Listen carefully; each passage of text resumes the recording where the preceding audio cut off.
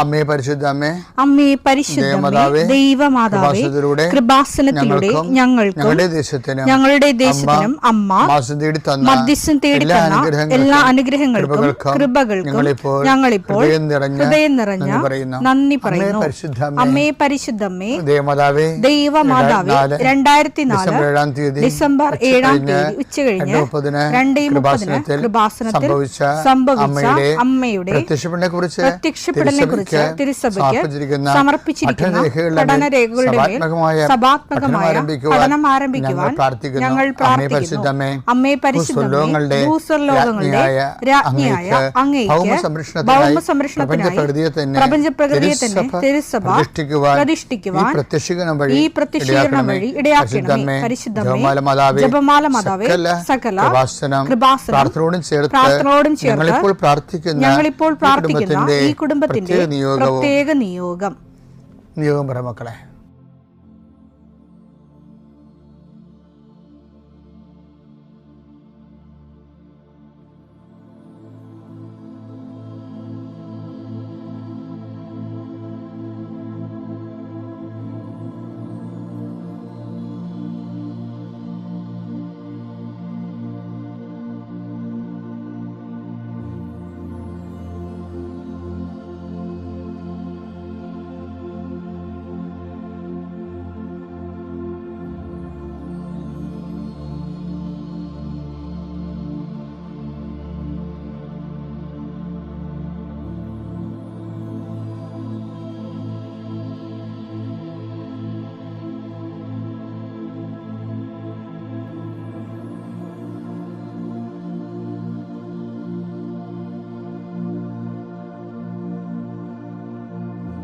അമ്മയുടെ പ്രത്യക്ഷീകരണത്തിന്റെ ഈ അനുഗ്രഹവേളയിൽ ഞങ്ങൾക്ക് സാധിച്ചു തരുവാൻ കനിയണമേ. ആമേൻ. വിശ്വാസ പ്രമാണം.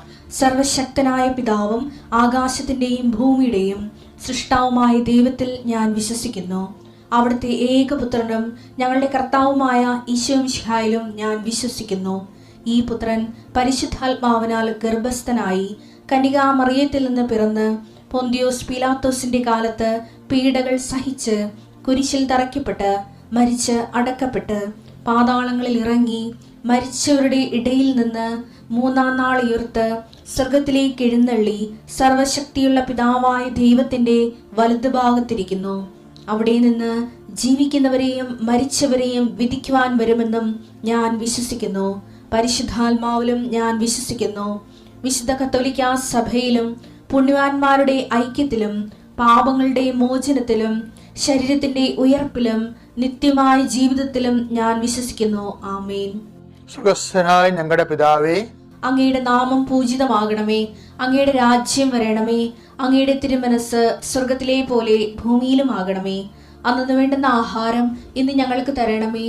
ഞങ്ങളോട് തെറ്റ് ചെയ്യുന്നവരോട് ഞങ്ങൾ ക്ഷമിക്കുന്നത് പോലെ ഞങ്ങളുടെ തെറ്റുകൾ ഞങ്ങളോടും ക്ഷമിക്കണമേ.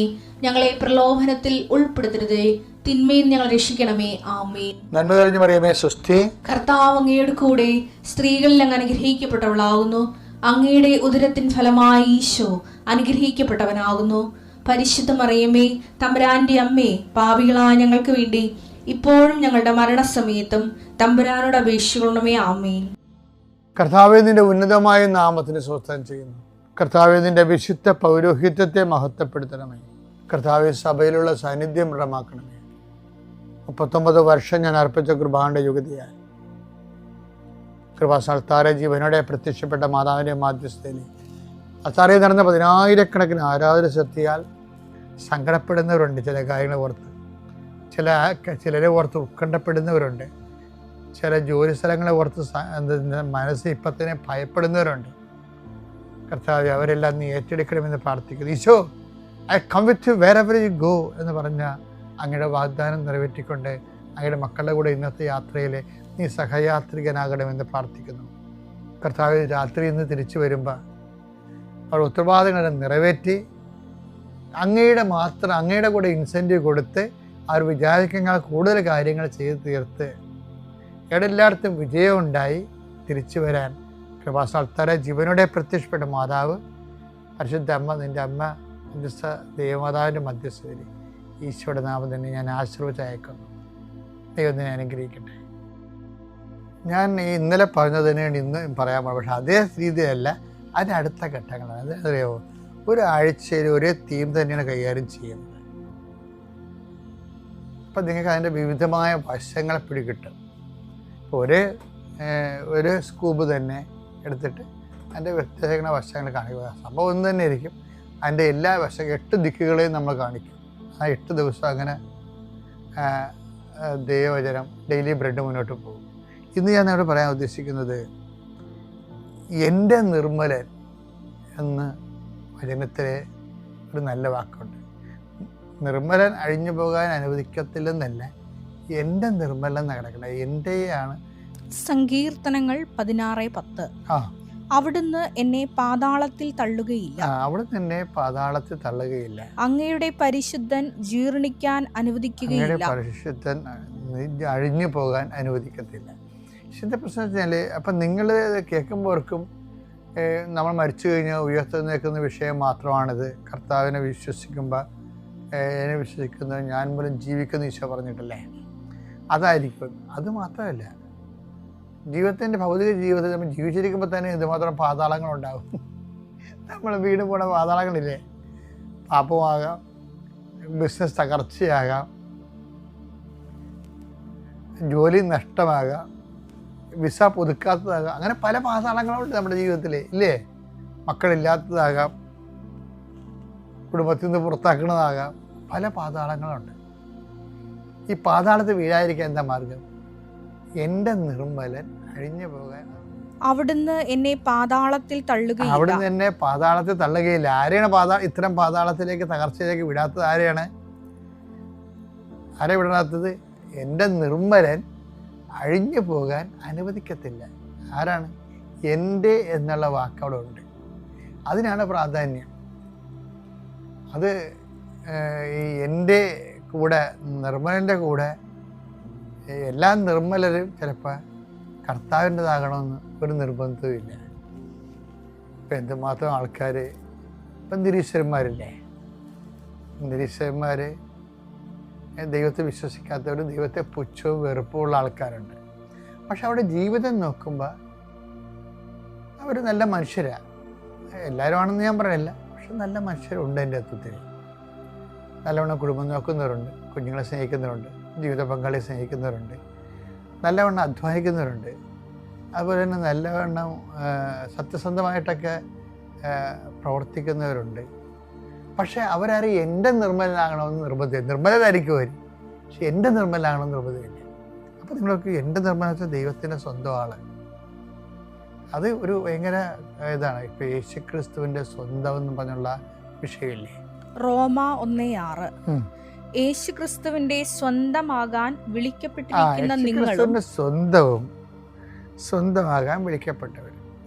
അപ്പം അങ്ങനെ ഒരു വിളിയാണ് എൻ്റെ നിർമ്മലം എന്ന് പറയുമ്പോൾ യേശുക്രിസ്തുവിൻ്റെ സ്വന്തമാകുകയാണ്. അപ്പോൾ സ്വന്തമാകുമ്പോൾ എന്ന് പറയുമ്പോൾ നമുക്ക് ഒരു അഭിരുചി ചില ആൾക്കാർക്ക് യേശുക്രിസ്തുവിനോട് ഉണ്ടാകുമല്ലോ അല്ലേ. അപ്പം അവരതിൻ്റെ അകത്ത് പേയ്മെൻറ്റ് ചെയ്യാൻ റെഡി ആയിരിക്കും. കാര്യം സ്വന്തമാകണമെന്നുണ്ടെങ്കിൽ നമ്മളത് വില കൊടുത്ത് വാങ്ങേണ്ടതാണ്. ചില ആൾക്കാർ ക്രിസ്തുവിൻ്റെ നാമത്തെ പ്രതി വില കൊടുക്കാൻ തയ്യാറാകത്തില്ല. അവർക്ക് കിട്ടുന്ന പ്രൊമോഷൻ്റെ പേര് വില കൊടുക്കും, ചിലപ്പോൾ അവർക്ക് കിട്ടുന്ന നല്ല സൽപ്പേരിന് വേണ്ടി വില കൊടുക്കും. ക്രിസ്തുവിൻ്റെ നാമത്തെ പ്രതി വില കൊടുക്കാൻ ചിലർക്ക് ക്രിസ്തു അത്ര മൂല്യമൊരു വ്യക്തിയായിട്ട് അവർക്ക് തോന്നത്തില്ല. കാര്യം അതൊരു വിളിയാണ്. വിളി ഉണ്ടെങ്കിൽ മാത്രമേ അങ്ങനെ തോന്നത്തുള്ളൂ. അപ്പോൾ ക്രിസ്തുവിൻ്റെ ഒരു വിളിയുണ്ടെങ്കിൽ നമുക്ക് തോന്നും ക്രിസ്തുവിന് വേണ്ടി വില കൊടുക്കണം. അതുകൊണ്ട് ഈശോ പറഞ്ഞു, എന്നെ അനുഗമിക്കാൻ ആഗ്രഹിക്കണമെങ്കിൽ സ്വയം പരിത്യജിക്കണം, തൻ്റെ കുരിശെടുക്കണം, കൂടെ വരണം. അപ്പം അത് പേയ്മെൻ്റ് ആണെന്നാണ് പറഞ്ഞത്. പേയ്മെൻറ്റ് നടത്തുമ്പോൾ ഈശോൻ്റെ പേരിലും കുരിശ് എടുത്തുകൊണ്ടായിരിക്കണം. കുരിശ് എന്ന് പറയുമ്പോൾ നമുക്ക് തൽക്കാലത്ത് കുരിശിൻ്റെ പ്രത്യേകത വെച്ച് കഴിഞ്ഞാൽ മരിച്ച് കുറേ കാലം കഴിഞ്ഞ് മാത്രമേ, അത് 1-2 ദിവസം കഴിഞ്ഞ് മാത്രമേ അതിൻ്റെ വരുമാനമുള്ളൂ. എന്താണ് കുരിശെന്ന് ചോദിച്ചാൽ, നമ്മൾ ചെയ്യുന്ന എല്ലാ പ്രവൃത്തികൾക്കും അപ്പോഴപ്പം നമുക്ക് റിട്ടേൺസ് കിട്ടണം. കുരിശിന് മാത്രം കിട്ടത്തില്ല. അതാണ് കുരിശിൻ്റെ പ്രത്യേകത. 3-ാം ദിവസം കത്തുന്നേക്കത്തുള്ളൂ. പ്രൊഫസർ പറഞ്ഞതല്ലേ, ഇപ്പം കുരിശെടുക്കണ കാലത്തൊന്നും റിട്ടേൺസ് ഇല്ല നമുക്ക്. അതിന് റിട്ടേൺസ് കുറേ കാലം കഴിഞ്ഞേ ഉള്ളൂ. അപ്പം 3 ദിവസം കഴിഞ്ഞാന്ന് പറയുമ്പോൾ 3 ദിവസം കഴിഞ്ഞ ഉടനെ നമ്മൾ ഡേറ്റ്, കലണ്ടറിലെ ഡേറ്റ് എണ്ണി വെക്കരുത്. ആ 3 ദിവസം എന്ന് പറയുന്നത് ഉയർത്തെഴുന്നേൽക്കുന്ന ദിവസമാണ്. അടക്കി കർത്താവിൻ്റെ നിത്യതയിലാണ്. 3-ാം ദിവസം എന്ന് പറയുന്നത് നിത്യതയാണ് ഉദ്ദേശിക്കുന്നത്. അപ്പം ചില കുരിശിൻ്റെ റീഫണ്ട്, ചിലർ എന്നെ മക്കൾ നോക്കണില്ല അച്ഛാ, എന്നെ പുറത്താക്കി എന്നൊക്കെ പറഞ്ഞ് വരത്തില്ലേ. അവരെൻ്റെ അടുത്ത് വരുമ്പോൾ ഞാൻ അവരെ തൽക്കാലത്തേക്ക് എന്തെങ്കിലും അവരെ അക്കോമഡേറ്റ് ചെയ്യാൻ സ്ഥലം കൊടുക്കുമെങ്കിലും അതല്ല എന്നെപ്പോലുള്ളവർ ചെയ്യേണ്ടതെന്ന് എനിക്കറിയാം. എന്താ കാര്യം? അത് ചെയ്തിട്ട് അത് മാത്രം ചെയ്യാൻ റോട്ടറി ക്ലബ്ബുകാർ മതി ഇവിടെ. അതിനൊരു പുരോഹിതൻ്റെ ആവശ്യമില്ല. ഒരു ഡിപ്രൈവ്ഡ് ആയിട്ട് വീട്ടിൽ നിന്ന് തള്ളി പുറത്താക്കിയ മാതാപിതാക്കന്മാർ അവരൊരു പുരോഹിതനടുത്ത് വരുമ്പോൾ നമ്മൾ അവർക്കൊരു അഭയം കൊടുക്കണം. പക്ഷേ ആ അഭയം പരിപാടി എന്ന് പറയുന്നത് അത് വേണമെങ്കിൽ റോട്ടറി ക്ലബ്ബുകാർക്ക് ചെയ്യാം. അല്ലെങ്കിൽ ഞാൻ അനാഥാലയങ്ങളൊക്കെ നടത്തുന്ന ഒത്തിരി പേരില്ലേ, ലേമാനുണ്ട്, അവർക്ക് ചെയ്യാൻ പറ്റും. പുരോഹിതൻ അത് ചെയ്യേണ്ടതാണ്. പക്ഷെ പുരോഹിതൻ അത് മാത്രം ചെയ്താൽ പോരെ. എന്താ കാര്യം? ഇവർ പുറത്താക്കി ഈ മക്കളെ വളർത്തിയിട്ട് അവർക്ക് അതുകൊണ്ട് പ്രത്യേകിച്ച് പ്രയോജനമില്ല. അപ്പം മക്കൾക്ക് വേണ്ടി പണ്ടെടുത്ത കുരിശ് മക്കൾ റീഫണ്ട് ചെയ്യുന്നില്ല. പിന്നെ എന്ത് ചെയ്യും? നിത്യത്തിലാണ് റീഫണ്ട് ചെയ്യണത്. അപ്പം അതുകൊണ്ട് നിങ്ങൾ ഭൂതകാലത്ത് മക്കൾക്ക് വേണ്ടി എടുത്ത കുരിശുകൾ കർത്താവിൻ്റെ നാമത്തിലേക്ക് അക്കൗണ്ട് ചേഞ്ച് ചെയ്യാൻ പറയും. നിങ്ങളത് നിങ്ങളുടെ പേരിലായിരുന്നല്ല അതൊക്കെ ചെയ്തുകൊണ്ടിരുന്നത്. ഞാൻ പ്രസവിച്ച എൻ്റെ മകൻ ഞാൻ അവന് വേണ്ടി ഉറക്കം നിൽക്കുമെന്നൊക്കെ പറഞ്ഞ് നിങ്ങളുടെ അക്കൗണ്ടിലാണ് അതെല്ലാം ചെയ്തിരുന്നത്. അതൊന്നും ഇപ്പോൾ റീഫണ്ടബിൾ അല്ലെന്ന് കണ്ടാൽ പിന്നെ ചെയ്യാവുന്ന ഒരു അടുത്ത മാർഗമെന്ന് പറയുന്നത് അത് നിങ്ങൾ ക്യാരി ഓവർ ചെയ്തിട്ട് കർത്താവിൻ്റെ അക്കൗണ്ടിലേക്ക് കൊണ്ടുവരണം. അതാണ് നിങ്ങൾ അതായത് എൻ്റെ നാമത്തിൽ എന്നെ അനുഗമിക്കാൻ ആഗ്രഹിക്കുന്നവൻ സ്വയം പരിത്യജിക്കുക എന്ന് പറയുമ്പോൾ നിത്യതയെ റീഫണ്ടബിൾ ആകുന്നതാണ് കുരിശെന്ന് പറഞ്ഞാൽ യഥാർത്ഥത്തിൽ. ബാക്കി എന്ത് കുരിശെടുത്താലും ഇപ്പം നിങ്ങൾ കുത്തിയിരുന്ന് പഠിക്കണം, രാത്രിയും പകലും പഠിക്കുന്നു, നിങ്ങൾക്ക് 4 അക്ക ശമ്പളം കിട്ടുന്നു കുറച്ച് കഴിയുമ്പോൾ. അതൊന്നും കുരിശല്ല, പഠനമൊന്നും കുരിശല്ല. എന്താ കാര്യം? പഠിക്കണത് എന്തിനു വേണ്ടിയാണ്? അത് നിങ്ങളുടെ നിങ്ങൾ ജോലി എടുത്തിട്ട് നിങ്ങളുടെ കുഞ്ഞുങ്ങളെ പോറ്റാനാണ്.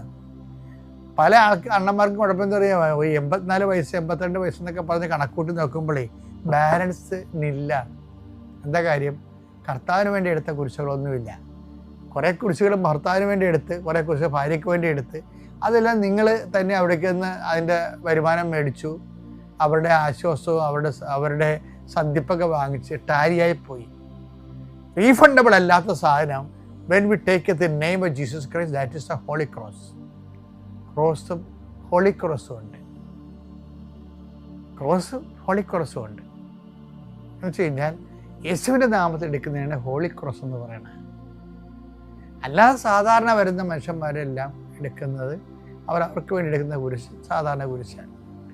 റീഫണ്ടബിൾ അല്ലാത്തതും യേശുക്രിസ്തുവിൻ്റെ നാമത്തിലെടുത്തിട്ട് യേശുക്രിസ്തു റീഫണ്ട് ചെയ്യുമെന്ന് പറഞ്ഞിരിക്കുന്ന സംഭവത്തിനെയാണ് കുരിശെന്ന് പറയണത്.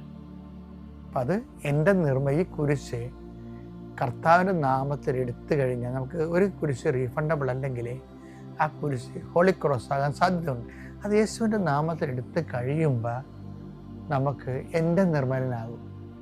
ഓക്കെ അല്ലേ? എൻ്റെ പേര് ജോജി മോള്. ഞാൻ തലയോലപ്പറമ്പിൽ നിന്ന് വരുന്നു. ഈ പുണ്യഭൂമിയിൽ എന്നെ നിർത്തിയ പരിശുദ്ധ അമ്മയ്ക്കും ഈശോയ്ക്കും കോടാനുകൂടി നന്ദി. ഞാൻ ആദ്യമായി ഉടമ്പടി എടുത്തത് 2022 മാർച്ചിലാണ്. അതിനു മുമ്പ് ഞാൻ ഈ ഉടമ്പടിയിലേക്ക് വരാനുള്ള കാര്യം എന്താണെന്ന് വെച്ച് കഴിഞ്ഞാൽ, ഞാൻ ആദ്യം 2016, 17, 18 ഈ സമയങ്ങളിലൊക്കെ എനിക്ക് സൗദിയുടെ കുറേ പോമട്രി കുറേ ഇൻ്റർവ്യൂ കിട്ടുകയും അതിന് ഞാൻ ആദ്യം ഇൻ്റർവ്യൂവിന് ഡേറ്റ് എടുക്കും, അതെനിക്ക് പോകും. പിന്നെയും ഇൻ്റർവ്യൂവിന് ഞാൻ എക്സാമിന് ഡേറ്റ് എടുക്കും, പിന്നെയും അത് പോകും. അങ്ങനെ 2-3 പ്രാവശ്യം എനിക്ക് ഡിഫൻസിൻ്റെയും MOHൻ്റെയും ഒക്കെ ഇൻ്റർവ്യൂ കിട്ടി. അതിലൊന്നും എനിക്ക് പോകാൻ പറ്റിയില്ല. അങ്ങനെ ഞാൻ നിവൃത്തിയോടുകൂടി ഞാൻ ഹാർഡ് എഴുതി അബുദാബിക്ക് പോകാൻ വേണ്ടിയിട്ട്. അങ്ങനെ ഞാൻ ഹാർഡ് പാസ്സായി. പക്ഷേ അതിനും എൻ്റെ വാലിഡിറ്റി കഴിഞ്ഞതല്ലാതെ എനിക്ക് ജോലിയൊന്നും കിട്ടിയില്ല. അങ്ങനെ ഇരിക്കുമ്പോഴാണ് എല്ലാവരും OET എഴുതുന്നത്. അപ്പോൾ ആദ്യത്തെ പ്രാവശ്യം ഞാൻ OETക്ക് ട്രൈ ചെയ്തു. അങ്ങനെ ഞാൻ ഫെയിലായി. അങ്ങനെ എൻ്റെ ഒരു ഫ്രണ്ട് പറഞ്ഞു, ഇങ്ങനെ കൃപാസനം എന്ന് പറയുന്നൊരു സ്ഥലമുണ്ട്, നമുക്ക് അവിടെ പോകാം, മാതാവിൻ്റെ ഒന്ന് ചെതെടുത്ത് ചെന്ന് പ്രാർത്ഥിച്ചു കഴിഞ്ഞാൽ നമുക്കതെല്ലാം കിട്ടും. അങ്ങനെയാണ് ഞാൻ 2022 മാർച്ചിൽ ഞാൻ ആദ്യമായിട്ട് ഉടമ്പടി എടുക്കുന്നത്. ഇവിടെ വന്ന് ഞാൻ ഉടമ്പടി എടുത്തതിന് ശേഷം ഞാൻ OET ഒരു പ്രാവശ്യം ട്രൈ ചെയ്തു. പക്ഷെ ഞാൻ 2 സബ്ജക്റ്റ് കിട്ടി, 2 ഞാൻ ഫെയിലായി. കാരണം ആദ്യമായിട്ട് ഉടമ്പടി എടുത്തത് കൊണ്ട് തന്നെ കറക്റ്റായിട്ട് കാര്യങ്ങളൊന്നും ചെയ്യേണ്ടതൊന്നും എനിക്ക് അത്ര നന്നായിട്ട് അറിയാവുന്നില്ല. പിന്നെ ഞാൻ ഉടമ്പടി പുതുക്കിയപ്പോൾ ഞാൻ മാതാവിന് എഴുതിയ കാര്യങ്ങൾ, ഒന്ന്, മാതാവ് ഞാൻ എൻ്റെ കല്യാണം കഴിഞ്ഞതിന് ശേഷം ഞാൻ ഫാമിലിയുടെ കൂടെ ഇന്ന് വരെ നിന്നിട്ടില്ല. അപ്പോൾ ഇനിയുള്ള കാലം എനിക്ക് അവരുടെ കൂടെ നിൽക്കണം, കൂടെ എൻ്റെ കുഞ്ഞും ഉണ്ടാവണം. പിന്നെ ഞങ്ങൾക്ക് ഒരുമിച്ച് നിൽക്കാൻ പറ്റിയൊരു ജോലി, അതേ ഒരു സ്ഥലത്ത് ജോലി കിട്ടണം. എനിക്ക് ഞാൻ നാട്ടിലാണ് ജോലി ചെയ്യുന്നത്, എനിക്ക് ആകെ കിട്ടുന്നത് 25,000 രൂപ സാലറിയാണ്. എനിക്കൊരു വീടില്ല, ഒന്നുമില്ല, എനിക്കതുകൊണ്ട് ഒന്നും പറ്റുന്ന, എനിക്ക് ഭയങ്കര സ്ട്രെസ്സാണ്. അപ്പോൾ ആ ഒരു കാര്യങ്ങൾ ഞാൻ വെച്ചു മാതാവിന്. പിന്നെ ഞാൻ മാതാവിൻ്റെ അടുത്ത് വെച്ചത്, മാതാവ് എന്നും എൻ്റെ ഇഷ്ടമല്ല, നീ എന്താഗ്രഹിക്കുന്നോ അത് മാത്രം എൻ്റെ ജീവിതത്തിൽ നടക്കണം. പിന്നെ എന്നും എൻ്റെ അമ്മയായി, എൻ്റെ സ്വന്തം അമ്മയായി എൻ്റെ കൂടെ ഉണ്ടാവണം. ഇത്രയും നിയോഗങ്ങളാണ് ഞാൻ വെച്ചത്. അങ്ങനെ ഉടമ്പടി പുതുക്കി ഞാൻ OET എഴുതി 2 സബ്ജക്റ്റിനെ പാസ്സായുള്ളൂ. അങ്ങനെ വീണ്ടും ഫെയിലായി. ഞാൻ 2023 എന്നെ ഏജൻസിയിൽ നിന്ന് ഒരാൾ കോൺടാക്ട് ചെയ്തു, സൗദി MODക്ക് ഒരു ഇൻ്റർവ്യൂ വരുന്നുണ്ട്. അപ്പം ഞാൻ പറഞ്ഞു, ഇല്ല, ഞാൻ OET ട്രൈ ചെയ്തുകൊണ്ടിരിക്കുകയാണ്, ഞാൻ അറ്റൻഡ് ചെയ്യുന്നില്ല. അപ്പോൾ അവരെന്നോട് പറഞ്ഞു, ഒരു പ്രാവശ്യം വന്ന് ട്രൈ ചെയ്യുക, ഹ്യൂജ് ഇൻ്റർവ്യൂ ആണ്, നിങ്ങൾക്ക് കിട്ടുമായിരിക്കും, ഇത്രയും വേക്കൻസി ഉണ്ട്, ഹ്യൂജ് വേക്കൻസി ഉണ്ടെന്ന് പറഞ്ഞു. അപ്പം ഞാൻ പറഞ്ഞു, വരുന്നില്ല, എനിക്ക് നൈറ്റ് കഴിഞ്ഞിട്ട് വരിക വളരെ ബുദ്ധിമുട്ടാണ്, ഞാൻ വരുന്നില്ല. അങ്ങനെ അവർ പറഞ്ഞു, ഒരുപാട് നിർബന്ധിച്ച് കഴിഞ്ഞപ്പോൾ ഞാൻ ഇൻ്റർവ്യൂവിന് പോയി. അവിടെ ചെന്ന് കഴിഞ്ഞപ്പോൾ 1500-ലധികം സ്റ്റാഫുണ്ട് അവിടെ ഇൻ്റർവ്യൂ അറ്റൻഡ് ചെയ്യാനായിട്ട്. ഏറ്റവും ലാസ്റ്റാണ് ഡ്യൂട്ടി കഴിഞ്ഞ് എന്തുകൊണ്ട് നമുക്ക് ഏറ്റവും ലാസ്റ്റ് സ്പേസാണ് കിട്ടിയത്. അങ്ങനെ അകത്ത് കയറി ചെന്നപ്പോൾ തന്നെ അവർ പറഞ്ഞു, ഇൻ്റർവ്യൂവിൽ എടുക്കാനുള്ള ആൾക്കാരെയൊക്കെ എടുത്തു കഴിഞ്ഞു, നമുക്കിനി സ്റ്റാഫിനെ വേണ്ട, നിങ്ങൾ തിരിച്ചു പോയിക്കോളാൻ. അങ്ങനെ ഞാൻ തിരിച്ചിറങ്ങുമ്പോൾ അവിടെ നിന്നൊരു സൗദി എന്നോട് പറഞ്ഞു, ഏത് ഡിപ്പാർട്ട്മെൻറ്റാണ്? ഞാൻ പറഞ്ഞു NICU. പറഞ്ഞു വേക്കൻസി ഉണ്ട്, അകത്തേക്ക് ചെല്ലാൻ പറഞ്ഞു. അപ്പോൾ ഉടമ്പടി എടുത്ത് ഞാൻ മാതാവിനോട് ഞാൻ പറഞ്ഞിട്ടാണ് പോകുന്നത്, മാതാവ് എനിക്ക് സൗദിക്ക് പോകാൻ ഇഷ്ടമല്ല, പക്ഷെ നീ ഇത് ആഗ്രഹിക്കുന്നുണ്ടെങ്കിൽ ഞാനിതിന് പോയിക്കോളാം, എനിക്ക് കുഴപ്പമില്ല, പക്ഷെ എനിക്ക് മടിയാണ്. അപ്പോൾ ഞാൻ അവിടെ കയറുന്ന ഇൻ്റർവ്യൂവിന് തിരിച്ചു കയറി കഴിഞ്ഞപ്പോൾ പിന്നെ അവരെന്നെ തിരിച്ചു വിട്ടു, വേക്കൻസി ഇല്ല. ഞാൻ പിന്നെയും ചെന്നപ്പോൾ അവരൊന്നും ഇല്ല, വേക്കൻസി ഉണ്ട്. അങ്ങനെ തിരിച്ചു കയറി ചെന്നപ്പോൾ എനിക്കാണ് ഭയങ്കര വിഷമമായി. ഞാൻ പറഞ്ഞു, എൻ്റെ ഈ കാശ് രൂപ എപ്പോഴും എൻ്റെ കഴുത്തേലുണ്ടോ. അപ്പം ഞാൻ ആ കാശ് രൂപം പിടിച്ചിട്ടൊരു വിശ്വാസ പ്രമാണം ചൊല്ലിയിട്ട് മാതാവിനോട് പറഞ്ഞു, മാതാവെ കയറി പോകാൻ പറയുന്നു, അത് കഴിഞ്ഞ് ഇറക്കി വിടുന്നു, നീ എനിക്ക് വിധിച്ചതാണെങ്കിൽ ഇതെനിക്ക് താ, അല്ലെങ്കിൽ ഞാൻ പോയിക്കോളാം. അങ്ങനെ ഞാൻ ചെയ്യുന്നു. അപ്പോൾ അവിടെ 3 പേരാണ് ഒരു സീറ്റിലിരിക്കുന്നത്. അപ്പോൾ ഒരു സീറ്റ് വേക്കൻ്റായി കിടക്കുക. അപ്പോൾ എന്നോട് പറഞ്ഞു, അവിടെ ഇരുന്നോളാം. ഞാൻ അകത്ത് കയറി ചെന്നു. അപ്പോൾ എൻ്റെ ഹസ്ബൻഡ് ജോലി ചെയ്യുന്ന ആ ഹോസ്പിറ്റലിലേക്ക് വേക്കൻസി ഉണ്ടെന്നുള്ള കാര്യം ഞങ്ങൾ അറിയുന്നില്ല. ഞാൻ അകത്ത് കയറി ചെന്നു, ഇൻ്റർവ്യൂ അറ്റൻഡ് ചെയ്തു. അപ്പോൾ എന്നോട് ചോദിച്ചു, ഏതെങ്കിലും ഹോസ്പിറ്റലിലേക്ക് പ്രിഫറൻസ് ഉണ്ടോ? അപ്പം ഞാൻ ശരിക്കും പറഞ്ഞാൽ ഞെട്ടിപ്പോയി, ഇങ്ങനെ ചോദിക്കാറില്ലല്ലോ. അപ്പം ഞാൻ പറഞ്ഞു, എനിക്ക് ഈ ഒരു ഹോസ്പിറ്റലിലേക്ക് കിട്ടിയാൽ കൊള്ളാം, കാരണം എൻ്റെ ഹസ്ബൻഡ് അവിടെയുണ്ട്. അപ്പം തന്നെ അവരെനിക്ക് അപ്പോയിൻമെൻറ്റ് ലെറ്റർ അടിച്ച് എനിക്ക് ആ ഒരു ജോലി കിട്ടി. പക്ഷേ എനിക്ക് പോവാൻ ഇഷ്ടമല്ലാത്തത് കൊണ്ട് ഞാൻ പിന്നെയും അത് കഴിഞ്ഞതിന് ശേഷം ഇവിടെ വീണ്ടും വന്നു, മാതാവിൻ്റെ അടുത്ത് അച്ഛനെ വന്ന് കണ്ടു. അച്ഛനോട് ഞാൻ പറഞ്ഞു, എനിക്ക് OET ഒന്നും കൂടെ എഴുതണമെന്നുണ്ട്, അതുപോലെ തന്നെ എനിക്ക് ഈ ജോലിക്ക് കിട്ടി, ഞാൻ ഏതിനാ പോകേണ്ടതെന്ന് എനിക്ക് കറക്റ്റായിട്ട് മനസ്സിലാകുന്നില്ല. അപ്പം അച്ഛൻ എന്നോടൊന്നും പറഞ്ഞില്ല, ഒരു കാശ് രൂപ എൻ്റെ കയ്യിൽ തന്നു. ഞാൻ എന്നിട്ട് വീണ്ടും പോയി ഞാൻ ഒന്നും കൂടെ OET എഴുതി. പക്ഷെ ഞാൻ ഫെയിലായി. അപ്പോഴത്തേക്കിന് ഈ ഒരു ജോബിന് ഞാൻ അപ്ലൈ ചെയ്യാത്തതുകൊണ്ട് അവരെന്നെ റിജക്റ്റ് ചെയ്തു ഓൾറെഡി. അപ്പം ഞാൻ ഇനി എന്ത് ചെയ്യണമെന്ന് അറിയത്തില്ല. ഞാൻ പറഞ്ഞു, മാതാവേ, നീ തന്ന ജോലി ഞാനത് റിജക്റ്റ് ചെയ്തു. അവർ പറഞ്ഞു, ഡിഫൻസിൽ നിന്ന് റിജക്റ്റ് ചെയ്തൊരു ജോലി ആ സെയിം ഹോസ്പിറ്റലിലേക്ക് ഇനി നമുക്കൊരിക്കലും കിട്ടില്ല, നമുക്കങ്ങനെ കിട്ടാനുള്ള ചാൻസ് 1% പോലും ഇല്ല. പക്ഷേ ഞാൻ മാതാവിനോട് വന്നു, എൻ്റെ ഉടമ്പടി പുതുക്കി ഞാൻ മാതാവിനോട് പറഞ്ഞു, എനിക്കിവിടെ 25,000 രൂപയ്ക്ക് സാലറിക്ക് ജോലി ചെയ്യാൻ വയ്യ, ഇനി നീ എനിക്ക് എന്ത് ജോലി തന്നാലും ഞാനത് ചെയ്തോളാം, എനിക്ക് കുഴപ്പമില്ല. 1 മാസം കഴിഞ്ഞ് ജൂൺ മാസം ആയപ്പോഴത്തേക്കിനും എനിക്ക് ആ സെയിം ഹോസ്പിറ്റലിൽ നിന്ന് എനിക്ക് കിട്ടിയ സാലറിയേക്കാളും 30,000 രൂപ കൂട്ടി എനിക്ക് സെയിം ഓഫർ ലെറ്റർ വന്നു. അങ്ങനെ ആ സെയിം ഹോസ്പിറ്റലിലേക്ക് തന്നെ എനിക്ക് ജോലി കിട്ടി. ഇപ്പം ഞാൻ അവിടെയാണ് വർക്ക് ചെയ്യുന്നത്. എനിക്ക് നാട്ടിൽ കിട്ടിക്കൊണ്ടിരുന്ന വെറും 25,000 രൂപ സാലറി, പിന്നെ നമ്മുടെ സ്ട്രെസ്സ് കാര്യങ്ങൾ, എനിക്ക് ആ ഒരു ജോലി ടോളറേറ്റ് ചെയ്യാൻ പറ്റുന്നുണ്ടായിരുന്നില്ല. ഞാൻ ഇടയ്ക്കിടയ്ക്ക് ഇവിടെ വരും, മാതാവിൻ്റെ അടുത്ത് നൈറ്റ് ഡ്യൂട്ടി കഴിഞ്ഞിട്ട് ഞാൻ പറയും, മാതാവേ, ഇത്രയും സ്ട്രെസ്സായിട്ടുള്ള ജോലി ഭാരങ്ങളൊന്നും എന്നെക്കൊണ്ട് പറ്റുന്നില്ല, എനിക്ക് ഈ സാലറി ഒന്നും തികയുന്നില്ല, ഞാൻ എന്ത് ചെയ്യണം എന്നറിയത്തില്ല. അങ്ങനെ ഇന്ന് ദൈവം എനിക്ക് 25,000 രൂപ സാലറി ഉള്ളിടത്തുനിന്ന് എൻ്റെ ഓവർ ടൈം കൂട്ടി ഞാൻ ചെയ്യുവാണെങ്കിൽ എനിക്ക് 2 ലക്ഷം രൂപ മേളിലുള്ളൊരു ജോലിയാണ് ഇന്ന് എനിക്കുള്ളത്. പിന്നെ എനിക്ക് പറയാനുള്ളതെന്ന് പറഞ്ഞു കഴിഞ്ഞാൽ അവിടെ എനിക്ക് എല്ലാ അക്കോമഡേഷനും, ഇന്ന് ദൈവം എനിക്ക് അവിടെ തന്നിരിക്കുന്ന അക്കോമഡേഷൻ, സത്യം പറയാൻ എനിക്ക് ഇവിടെ ചെറിയൊരു വീടാണുള്ളത്, 2 മുറിയും ഒരു ഇതൊക്കെയുണ്ട്. പക്ഷെ ദൈവം എന്നെ അവിടെ എത്തിച്ചപ്പോൾ എനിക്ക് AC ഉള്ളൊരു മുറി, ഞങ്ങൾക്ക് ഫാമിലി അക്കോമഡേഷൻ, ഒരു ചിലവ്, ഞങ്ങളുടേതായ ചിലവുകളൊന്നും ഇല്ലാതെ, വീടൊന്നും ഇല്ലെങ്കിലും അതിൽ പരം സൗകര്യമുള്ള ഒരു സ്ഥലത്തേക്ക് ദൈവം എന്നെ എത്തിച്ചു. എൻ്റെ ഡ്യൂട്ടി പരമായിട്ടാണെങ്കിലും എനിക്ക് ഒരു സ്ട്രെസ്സും ഇല്ലാതെ നല്ലൊരു ഡിപ്പാർട്ട്മെൻറ്റിൽ നല്ല രീതിയിൽ ഡ്യൂട്ടി ചെയ്യാൻ തമ്പുരാൻ എന്നെ അനുഗ്രഹിക്കുന്നുണ്ട്. ഒന്ന്. പിന്നെ രണ്ടാമതായിട്ട് എനിക്ക് പറയാനുള്ളത്, ഈ എക്സാം പോകുന്നതിന് മുമ്പ് പോമട്രി എഴുതുന്നതിനെ പറ്റിയാണ്. അപ്പോൾ പോമട്രി എഴുതിയിട്ടപ്പോൾ ഞാൻ ആദ്യം റിജക്റ്റ് ചെയ്തുകൊണ്ട് ഇവർ തന്നെ പറഞ്ഞു പോമട്രി എക്സാം ഇല്ലാതെ പോകാൻ പറ്റില്ല. അപ്പോൾ എനിക്ക് കുറച്ച് ദിവസങ്ങൾ മാത്രമേ ബാക്കിയുള്ളൂ. ഞാൻ ഇടയ്ക്ക് ഒരു ഓൺലൈൻ ക്ലാസ് 1 മാസം അറ്റൻഡ് ചെയ്തതിലും അതിലത്ര എനിക്ക് കിട്ടിയിട്ടില്ല. അപ്പോൾ ഞാൻ 12 ദിവസം ക്രഷ് കോഴ്സാണ് ഇവിടെ ഫേമസ് ആയിട്ടുള്ളൊരു അക്കാഡമിയിലാണ് ഞാൻ പഠിച്ചത്. അപ്പോൾ അവിടെ 6 ദിവസം ക്രഷ് കോഴ്സ് ഞാൻ ചെയ്യുന്നുള്ളൂ എന്ന് പറഞ്ഞപ്പോഴേ അവിടെ സാറിനെ എഴുന്നേപ്പിച്ച് കൊടുത്തിട്ട് പറഞ്ഞു, ജോജി മോളെ എക്സാം എഴുതണ്ട, ജോജി മോള് ഫെയിലാകും, കാരണം ഞങ്ങളുടെ അക്കാഡമിയിൽ ഇങ്ങനെയൊരു ഇത് വരാൻ എനിക്കിഷ്ടമല്ല, അതുകൊണ്ട് എനിക്ക് ഈ എക്സാം എഴുതണമെന്ന് ഒരു നിർബന്ധമില്ല, ക്ലാസ് കൂടണമെന്നും എനിക്കൊരു നിർബന്ധമില്ല, പൊയ്ക്കോളാൻ പറഞ്ഞു. ഞാൻ ഒന്നും പറഞ്ഞില്ല, ഞാൻ ക്ലാസ്സിലിരുന്നു, ഇഷ്ടമുണ്ടെങ്കിൽ മാത്രം ഇരുന്നാൽ മതി, ഞങ്ങളൊന്നും ചെയ്യില്ല എന്നുള്ള രീതിയിൽ പറഞ്ഞു.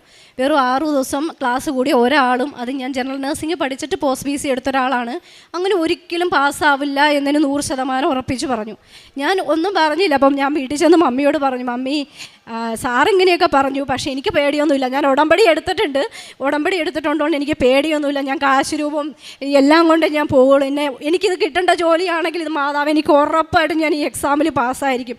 അവർ പറഞ്ഞു ഈ പ്രാവശ്യം ഫെയിലായാൽ പിന്നെ അവിടെ ചെന്ന് എഴുതേണ്ടി വരും, അത് ഭയങ്കര ബുദ്ധിമുട്ടാണെന്ന് എല്ലാവരും പറഞ്ഞു. ഞാൻ മാതാവിനോട് പറഞ്ഞു, മാതാവ് ഇനി എനിക്ക് ഒരു പ്രാവശ്യം കൂടെ എഴുതാൻ വയ്യ, ഇത്ര സ്ട്രെസ്സ് വെച്ചിട്ട് ഇനി ഈ പ്രാവശ്യം നീ പാസ്സാക്കി തരണം, ഒരുപാട് മാർക്കൊന്നും എനിക്ക് വേണ്ട, എനിക്ക് ജസ്റ്റ് പാസ്സായാൽ മതി. ഞാൻ പരീക്ഷയ്ക്ക് കയറുന്നതിന് മുമ്പ് എൻ്റെ കഴുത്തിൽ കിടക്കുന്ന കാശ് രൂപത്തിൽ ഞാൻ എപ്പോഴും പിടിച്ചു വിശ്വാസം, അത് എന്ത് കാര്യത്തിലാണെങ്കിലും ഞാനൊരു വിശ്വാസ പ്രമാണം ചൊല്ലും. അതിനുശേഷം ഞാനൊരു കൊന്തയെല്ലാം ചൊല്ലി, മാതാവിൻ്റെ ഉപ്പ് എൻ്റെ കയ്യിലിരിപ്പുണ്ട്. ഞാൻ പറഞ്ഞു, മാതാവേ ഞാൻ ഈ പോകുന്നതിന് മുമ്പ് മാതാവിൻ്റെ തൈലം എൻ്റെ കൈ തുമ്പത്തിൽ തൂത്തിട്ട് ഞാൻ പറഞ്ഞു, മാതാവ് ഇതും കൊണ്ടാണ് ഞാൻ മൗസ് മൂവ് ചെയ്യുന്നത്, എനിക്ക് ആൻസറൊന്നും കറക്റ്റായിട്ട് അറിയില്ല, കാരണം ഞാൻ നന്നായിട്ട് പഠിച്ചിട്ടൊന്നുമില്ല, ഒത്തിരി പാസ് മാർക്കൊന്നും, ജസ്റ്റ് എനിക്കൊന്ന് പാസ്സായാൽ മതി. അങ്ങനെ റിസൾട്ട് വന്നു കഴിഞ്ഞപ്പോൾ അക്കാഡമിയിലെ ഏറ്റവും ടോപ്പ് സ്കോററിൽ എൻ്റെ ഫോട്ടോ സഹിതം ഏറ്റവും നല്ല സ്കോറോടുകൂടി ഞാൻ പോമട്രി എക്സാം പാസ്സായി. അതിന് എൻ്റെ മാതാവിന് എത്ര നന്ദി അർപ്പിച്ചാലും തീരില്ല. പിന്നെ എനിക്ക് മൂന്നാമതായിട്ട് പറയാനുള്ള സാക്ഷ്യം എന്ന് പറഞ്ഞു കഴിഞ്ഞാൽ, ഞാനും ഹസ്ബൻഡും ഒരേ ഹോസ്പിറ്റലിലാണ് അവിടെ ഡിഫൻസിൽ ജോലി ചെയ്യുന്നത്. അപ്പോൾ കുഞ്ഞിനെ കൊണ്ടുപോകാനുള്ള പേപ്പർ വർക്ക് ഞാൻ മാതാവിന് ഉടമ്പടി പുതുക്കിയപ്പോൾ കഴിഞ്ഞ പ്രാവശ്യം മാതാവിൻ്റെ അടുത്ത് വെച്ചിട്ടുണ്ടായിരുന്നു, മാതാവേ എൻ്റെ കുഞ്ഞിൻ്റെ പേപ്പറുകളൊന്നും ശരിയാകുന്നില്ല, എൻ്റെ കുഞ്ഞിൻ്റെ പേപ്പർ ശരിയായി, കുഞ്ഞിനെ ഒരു തടസ്സവും കൂടാതെ ഞങ്ങളുടെ അടുത്തേക്ക് കൊണ്ടുപോകാൻ പറ്റണേന്ന്. അങ്ങനെ മാതാവിനോട് ഉടമ്പടി എടുത്ത് ഞാൻ പ്രാർത്ഥിച്ചു, എല്ലാ ദിവസവും ഞാൻ പ്രാർത്ഥിച്ചു. എൻ്റെ കുഞ്ഞ് നാട്ടിലാണ്, എന്നാലും ഞാൻ പ്രത്യക്ഷീകരണ പ്രാർത്ഥനയൊക്കെ ചൊല്ലുമ്പോൾ എൻ്റെ കുഞ്ഞിനെ ഓർത്ത് ഞാൻ തലയിൽ തൈലമൊക്കെ തൂക്കും. അങ്ങനെ നന്നായിട്ട് പ്രാർത്ഥിക്കും എൻ്റെ കുഞ്ഞിന് വേണ്ടി. അതുപോലെ കുഞ്ഞിനോട് ഞാൻ പറഞ്ഞു കൊടുത്തിട്ടുണ്ട്, എല്ലാ ദിവസവും സ്വർഗ്ഗസ്നായ പിതാവേ നന്മ പറഞ്ഞു പറയുമ്പോൾ മാത്രം ചൊല്ലാനേ കുഞ്ഞിനെ അറിയുള്ളൂ, അതൊക്കെ ചൊല്ലണം. അങ്ങനെ കുഞ്ഞും എല്ലാ ദിവസവും ചൊല്ലും കിടക്കുന്നതിന് മുമ്പ്. അങ്ങനെ ഇന്നലെ കഴിഞ്ഞ ദിവസം അതിൻ്റെ പേപ്പർ ശരിയായി. ഇന്നലെ ഞാൻ വിസ ഓഫീസിൽ പോയി, വിസയുടെ എല്ലാം റെഡിയായി. 10 ദിവസത്തിനുള്ളിൽ കുഞ്ഞിന് വിസ വരും. അങ്ങനെ കുഞ്ഞിനെയും കൊണ്ടുപോകാനുള്ള എല്ലാം ശരിയായിട്ടുണ്ട്. ഇത്ര അനുഗ്രഹങ്ങൾ തന്നെ എൻ്റെ മാതാവിന് എന്തേരം നന്ദി അർപ്പിച്ചാൽ പോലും തീരില്ല. കോടാനുകോടി ഞാൻ നന്ദി അർപ്പിക്കുന്നു. ഞാൻ പിന്നെ എല്ലാ ദിവസവും ചൊവ്വാഴ്ചയും അച്ഛൻ്റെ ധ്യാനം കൂടാറുണ്ട്, അത് ഷെയർ ചെയ്യാറുണ്ട്. ഡെയിലി ബ്രെഡാണ് എനിക്ക് ഏറ്റവും ഇഷ്ടം. കാരണം ഞാൻ ഡ്യൂട്ടിക്ക് പോകുന്നതിന് മുമ്പ് എല്ലാ ദിവസവും എനിക്ക് എത്ര സമയമില്ലെങ്കിലും ഞാൻ പണി ചെയ്തുകൊണ്ടിരിക്കുന്നതിനിടയ്ക്ക് ഞാനത് ലൗഡ് സ്പീക്കറിൽ വെക്കും. കാരണം അച്ഛൻ പറയുന്ന ഓരോ കാര്യങ്ങൾ ചിലപ്പോൾ എനിക്ക് തോന്നാറുണ്ട് എന്നെ പറ്റിയാണോ, അല്ലെങ്കിൽ അച്ഛൻ പറയുന്ന ഓരോ കാര്യങ്ങളിൽ നിന്ന് കിട്ടുന്ന ആ ഒരു എനർജി ഡ്യൂട്ടിക്ക് ഒക്കെ പോകുമ്പോൾ അത് ഭയങ്കര, എനിക്ക് ഒരിക്കലും ഒരു ദിവസം പോലും മാക്സിമം ഞാനത് മിസ് ചെയ്യാറില്ല. എനിക്ക് അത്രയ്ക്ക് ഇത് വന്ന് അങ്ങനെ പോലും ഞാൻ മിസ് ചെയ്യാറില്ല. അപ്പം തന്നെ ഞാൻ കാണുന്നതിന് മുമ്പ് ഞാൻ ഷെയർ ചെയ്യും, അതിന് ശേഷമേ ഞാനത് കാണാറുള്ളൂ. പിന്നെ എല്ലാ ദിവസവും എന്നെ പറ്റിക്കൊണ്ട് പറ്റുന്ന വചനങ്ങൾ ഞാൻ ഷെയർ ചെയ്യും. പിന്നെ എൻ്റെ കൂട്ടുകാരോടൊക്കെ ഉടമ്പടിയെപ്പറ്റിയും എല്ലാം ഞാൻ പറഞ്ഞു കൊടുക്കാറുണ്ട്. പിന്നെ ഇവിടെ നാട്ടിലുണ്ടായിരുന്ന സമയത്ത് ഞാൻ അത്യാവശ്യം എല്ലാവർക്കും ഭക്ഷണവും കാര്യങ്ങളൊക്കെ കൃപാസനം പത്രം എല്ലാം കൊണ്ടു കൊടുക്കുമായിരുന്നു. അവിടെ ഓൺലൈനായി കഴിഞ്ഞപ്പോഴത്തേനും ഞാൻ ഓൺലൈൻ പത്രം ഷെയർ ചെയ്യും. അങ്ങനെ എന്നെക്കൊണ്ട് ഓൺലൈനായിട്ട് എന്തൊക്കെ സഹായങ്ങൾ ചെയ്യാൻ പറ്റുമോ അതെല്ലാം ഞാൻ ചികിത്സയിലൂടെ പിതാവായ ദൈവവും പുത്രനായ ഈശോയും പരിശുദ്ധാത്മാവും എൻ്റെ ജീവിതത്തിൽ പ്രവർത്തിച്ച അനുഗ്രഹങ്ങൾക്ക് സാക്ഷ്യം പറയാനാണ് ഞാനിവിടെ നിൽക്കുന്നത്. എൻ്റെ പേര് ജിനു.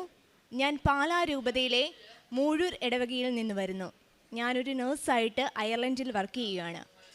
ഞാൻ 2022 ഏപ്രിൽ മാസം 23-നാണ് ഇവിടെ വന്ന് ഉടമ്പടി എടുത്തത്.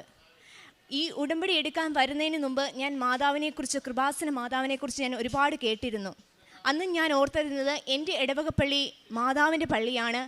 പിന്നെ ഞാൻ മാതാവിനോട് ഞാൻ പ്രാർത്ഥിക്കുന്നതാണ്. ചെറുപ്പം മുതലേ ഞാൻ ഈശോയെ വളരെയധികം സ്നേഹിക്കുന്ന ഒരാളാണ്. എനിക്ക് എൻ്റെ ജീവിതത്തിൽ എന്തെല്ലാം സംഭവിച്ചാലും അത് ദൈവം അറിയാതെ ഒന്നും സംഭവിക്കുകയില്ല എന്ന് ഞാൻ വിശ്വസിക്കുന്ന ഒരാളായിരുന്നു. പക്ഷേ പെട്ടെന്ന് ഞാൻ യൂട്യൂബിലൊരു ഇങ്ങനെ റീൽസ് കണ്ടുകൊണ്ടിരിക്കുന്നതിൻ്റെ ഇടയിൽ പെട്ടെന്നൊരു കൃപാസനത്തിലെ ഒരു റീൽസ് എനിക്ക് സ്ട്രൈക്ക് ചെയ്തു. ഒരു യുവാവ് പറയുന്നു, നിങ്ങളിപ്പം കൃപാസനത്തിൽ വരണമെന്ന് ആഗ്രഹിച്ചാലും മാതാവ് നിങ്ങളെ വിളിച്ചിട്ടുണ്ടെങ്കിൽ, മാതാവിൻ്റെ സമയം ആയിട്ടുണ്ടെങ്കിൽ മാത്രമേ നിങ്ങൾ ഇവിടെ വരൂ. അത് പെട്ടെന്ന് എന്നെ സ്ട്രൈക്ക് ചെയ്തു. ആ സമയങ്ങളിൽ ഞാൻ വളരെയധികം പ്രയാസങ്ങളിലൂടെ നടക്കുന്ന സമയമായിരുന്നു. ഞാനൊരു നേഴ്സാണ്, ജോലി റിസൈൻ ചെയ്തു, OET വേണ്ടി ട്രൈ ചെയ്യുന്നു. പക്ഷെ പലവട്ടം എഴുതിയിട്ടും എനിക്ക് OET കിട്ടിയില്ല. ഇനി ജീവിതത്തിൽ എങ്ങനെ മുന്നോട്ട് പോകും, ഏത് ഓപ്ഷൻ തിരഞ്ഞെടുക്കും എന്നോർത്ത് നടക്കുന്ന സമയമായിരുന്നു. പെട്ടെന്ന് ഞാൻ മാതാവിനോട് പ്രാർത്ഥിച്ചു, കൃപാസന മാതാവേ, അമ്മ ഞാനിവിടെ വരാൻ ആഗ്രഹിക്കുന്നുണ്ടെങ്കിൽ, ഞാനിവിടെ വന്ന് ഉടമ്പടി എടുക്കാൻ ആഗ്രഹിക്കുന്നുണ്ടെങ്കിൽ എന്നെ ഇവിടെ വരുത്തണമേ. അങ്ങനെ ഞാൻ വന്ന് ഇവിടെ ഉടമ്പടി എടുത്തു. ഞാൻ ഉടമ്പടി എടുത്തതിന് ശേഷം 4 മാസത്തിനകം ഞാൻ മസ്കറ്റിൽ MOHൽ ഒരു പ്രൈമറി എക്സ്റ്റൻഡ് ഹെൽത്ത് സെൻ്ററിൽ ഞാൻ ജോലി ചെയ്തു. ഇതിൻ്റെ ഇടയ്ക്ക് ഒത്തിരി പ്രോസസ്സിങ് ഉണ്ടായിരുന്നു. അതെല്ലാം മാതാവ് വളരെ നിസ്സാരമായി, പിതാവായ ദൈവത്തിൻ്റെ വലിയ അനുഗ്രഹത്തിൽ എനിക്ക് നടത്തി തന്നു. ഞാൻ ചെന്ന സ്ഥലവും എല്ലാം മാതാവ് എല്ലാം ക്രമീകരിച്ചു. ഞാൻ അവിടെ മസ്കറ്റിൽ ചെല്ലുമ്പോൾ ഞാൻ പ്രാർത്ഥിച്ചിരുന്നു, എൻ്റെ ഒരു ആഗ്രഹം ഒരു യൂറോപ്യൻ കൺട്രിയിൽ വർക്ക് ചെയ്യണമെന്നായിരുന്നു. എനിക്ക് 2 ഇയർ കോൺട്രാക്റ്റ് പുതുക്കുന്ന, അങ്ങനെയാണ് അവിടുത്തെ ഗവൺമെൻറ്റിൽ നമ്മൾ വർക്ക് ചെയ്യുമ്പോൾ. ഞാൻ പ്രാർത്ഥിച്ചിരുന്നു, ഈ 2 ഇയർ ആകുമ്പോഴത്തേന് എൻ്റെ മാതാവേ, അമ്മ സമയത്തിന് മേൽ അധികാരമുള്ളതാണ്. എനിക്ക് 2 ഇയർ ആകുമ്പോഴത്തേന് എനിക്കൊരു യൂറോപ്യൻ കൺട്രിയിൽ പോകാൻ സാധിക്കണം. പ്രിയമുള്ളവരെ, മാതാവ് സമയത്തിന് മേൽ അധികാരമുണ്ട് എന്ന് പറയുന്ന പോലെ ഞാൻ OET വേണ്ടി ട്രൈ ചെയ്തു. വിതിൻ 1 ഇയറിനുള്ളിൽ ഞാൻ ഫസ്റ്റ് അറ്റംപ്റ്റിൽ ഞാൻ OET പാസ്സായി. അതാണ് മാതാവ് സമയത്തിന് മേൽ അധികാരമുണ്ട്. മാതാവ് എനിക്ക് അയർലൻഡ് സ്കോർ തന്നു. എനിക്ക് അയർലൻഡ് സ്കോർ കിട്ടിയപ്പം ഞാൻ ഫസ്റ്റ് കോൺടാക്ട് ചെയ്ത ഏജൻസി എന്നോട് പറഞ്ഞു, താങ്കളുടെ ബയോഡേറ്റയും ഇതും വെച്ച് താങ്കൾക്ക് ഇപ്പം അയർലൻഡിൽ പോകാൻ വളരെയധികം പ്രയാസമാണ്. താങ്കൾ വേണമെങ്കിൽ വേറെ ഒരു ഹോസ്പിറ്റലിലോട്ട് സ്വിച്ച് ചെയ്യുന്നത് നല്ല. കാരണം ഞാൻ വർക്ക് ചെയ്യുന്ന ഒരു പ്രൈമറി എക്സ്റ്റൻഡ് ഹെൽത്ത് സെൻ്ററാണ്. ഗവൺമെൻറ്റിൻ്റെ അണ്ടറിലാണെങ്കിലും അതിന് ബെഡ് കപ്പാസിറ്റി കുറവാണ്. നിങ്ങൾക്കറിയാം, അയർലൻഡിലോട്ടൊക്കെ പോകണമെങ്കിൽ നല്ല ബെഡ് കപ്പാസിറ്റി വേണം, നല്ല വർഷത്തെ എക്സ്പീരിയൻസും വേണം. ഞാൻ വളരെയധികം ഉറച്ചു വിശ്വസിച്ചു. മാതാവിൻ്റെ കാശ് രൂപത്തിൽ ഞാൻ ഉറച്ചു വിശ്വസിച്ച് ഓരോ ദിവസവും ഞാൻ പ്രാർത്ഥിക്കുമ്പോഴും ഞാൻ വിശ്വസിച്ചു, മാതാവേ, അമ്മയാണ് എന്നെ ഇവിടെ എത്തിച്ചത്, അമ്മയാണ് ഇനി എന്നെ മുന്നോട്ട് നയിക്കേണ്ടത്. പ്രിയമുള്ളവരെ, ഞാൻ ആ വിശ്വാസത്തിൽ മുന്നോട്ട് പോയി. എൻ്റെ DLൻ്റെ പ്രോസസ്സിങ് നടന്നു. ഒത്തിരി പ്രയാസങ്ങൾ ഞാൻ അനുഭവപ്പെട്ടു. ഓരോ പേപ്പർ വർക്ക് നടക്കുമ്പോഴും ഞാൻ ഒത്തിരി പ്രയാസങ്ങൾ അനുഭവപ്പെട്ടു. ഓരോ പേപ്പർ വർക്കുകളും ഓരോ ഓഫീസിന് മുന്നിൽ വെക്കുന്നതിന് മുമ്പും ഞാൻ തൈലം എടുത്ത് അതിൽ വിശുദ്ധ കുരിശ് വരച്ച് ഞാൻ പ്രാർത്ഥിച്ചിരുന്നു. അതുപോലെ തന്നെ പല ഓഫീസുകളുടെ മുന്നിലും ഞാൻ ഉടമ്പടി ഉപ്പിട്ട് വിശ്വാസ പ്രമാണം ചൊല്ലി പ്രാർത്ഥിച്ചിരുന്നു. അതെനിക്ക് ഉറപ്പായിരുന്നു, എങ്ങനെയെങ്കിലും സാധിച്ചു കിട്ടുമെന്ന് എനിക്ക് നല്ല ഉറപ്പായിരുന്നു. ഇതിൻ്റെ ഇടയിൽ ഞാൻ ഒത്തിരി പരിഹാസങ്ങൾ, ഒത്തിരി കളിയാക്കലുകൾ, ഒത്തിരി കുറ്റപ്പെടുത്തലുകൾ എല്ലാം ഞാൻ നേരിട്ടു. പക്ഷേ പരിശുദ്ധ അമ്മ എന്നെ കൈവിട്ടില്ല. പ്രിയമുള്ളവരെ, അങ്ങനെ ഞാൻ എൻ്റെ ആൻറ്റിയുടെ സജഷൻ പ്രകാരം ഞങ്ങളൊരു ഗവൺമെൻറ് ഹോസ്പിറ്റലിലോട്ട്, ഞങ്ങൾക്ക് ആഗ്രഹിക്കാൻ യാതൊരുവിധ യോഗ്യതയില്ല. എനിക്ക് പ്രസൻ്റ്ലി ഒരു 4 years near to nursing career എക്സ്പീരിയൻസേ ഉള്ളൂ. അതിൻ്റെ ഇടയ്ക്ക് ഒത്തിരി ക്യാപ്പുണ്ട്. ഇത് വെച്ച് എനിക്ക് അയർലൻഡിൽ ഒരു ഗവൺമെൻറ് ഹോസ്പിറ്റലിലോട്ട് അപ്ലൈ ചെയ്യാൻ യാതൊരുവിധ യോഗ്യതയില്ല. പക്ഷേ it is not my merit, it is by grace. അതിൽ ഞാൻ ഉറച്ചു വിശ്വസിച്ചു. ഞാൻ ഓരോ ഏജൻസിക്കും വളരെ ലിമിറ്റഡ്, ഐ തിങ്ക് ഒരു 4 അല്ലെങ്കിൽ 5 അത്ര ഏജൻസീസേ ഉള്ളൂ അയർലൻഡ് ഗവൺമെൻറ് ഹോസ്പിറ്റലിലോട്ട് റിക്രൂട്ട് ചെയ്യുന്നത്. ആ ഏജൻസിയുടെ ഓരോ ഇൻ്റർവ്യൂവിൻ്റെ ആഡ് കാണുമ്പോഴും ഞാൻ എൻ്റെ CV അയച്ചു കൊടുക്കുന്നു. ഒരിടത്തുനിന്നും എനിക്ക് റിപ്ലൈ കിട്ടിയില്ല. എല്ലാ ദിവസവും ഓരോ മിനിറ്റ് തോറും ഞാൻ ഇങ്ങനെ മെയിൽ ചെക്ക് ചെയ്തുകൊണ്ടിരിക്കുകയാണ്. എനിക്കൊരു റിപ്ലൈയും കിട്ടിയില്ല. ഞാൻ പ്രാർത്ഥിച്ചു, തമ്പുരാനെ, അങ്ങാണ് എന്നെ ഇവിടെ വരെ എത്തിച്ചത്. എനിക്കിനി ഞാൻ വേറെ ഒരു നഴ്സിംഗ് ഹോമിലോട്ടോ അല്ലെങ്കിൽ വേറെ ഒരു പ്രൈവറ്റിലോട്ടാണോ പോകേണ്ടതെന്ന് ആഗ്രഹിക്കുന്നെങ്കിൽ എത്രയും പെട്ടെന്ന് എന്നെ അങ്ങോട്ട് മാറ്റണമേ. കാരണം വളരെ ലിമിറ്റഡ് സമയമേ ഉള്ളൂ. അയർലൻഡിൽ നമ്മൾ 2 ഇയറിനുള്ളിൽ OET നമ്മൾ OETയുടെ എക്സ്പയറി ആകും. അതിന് മുമ്പ് എല്ലാം ശരിയാകണം. പക്ഷേ പ്രിയമുള്ളവരെ, ഞങ്ങൾ ഓർത്തിരുന്നത് ഫെബ്രുവരി മാസത്തിൽ എൻ്റെ DL ശരിയായി.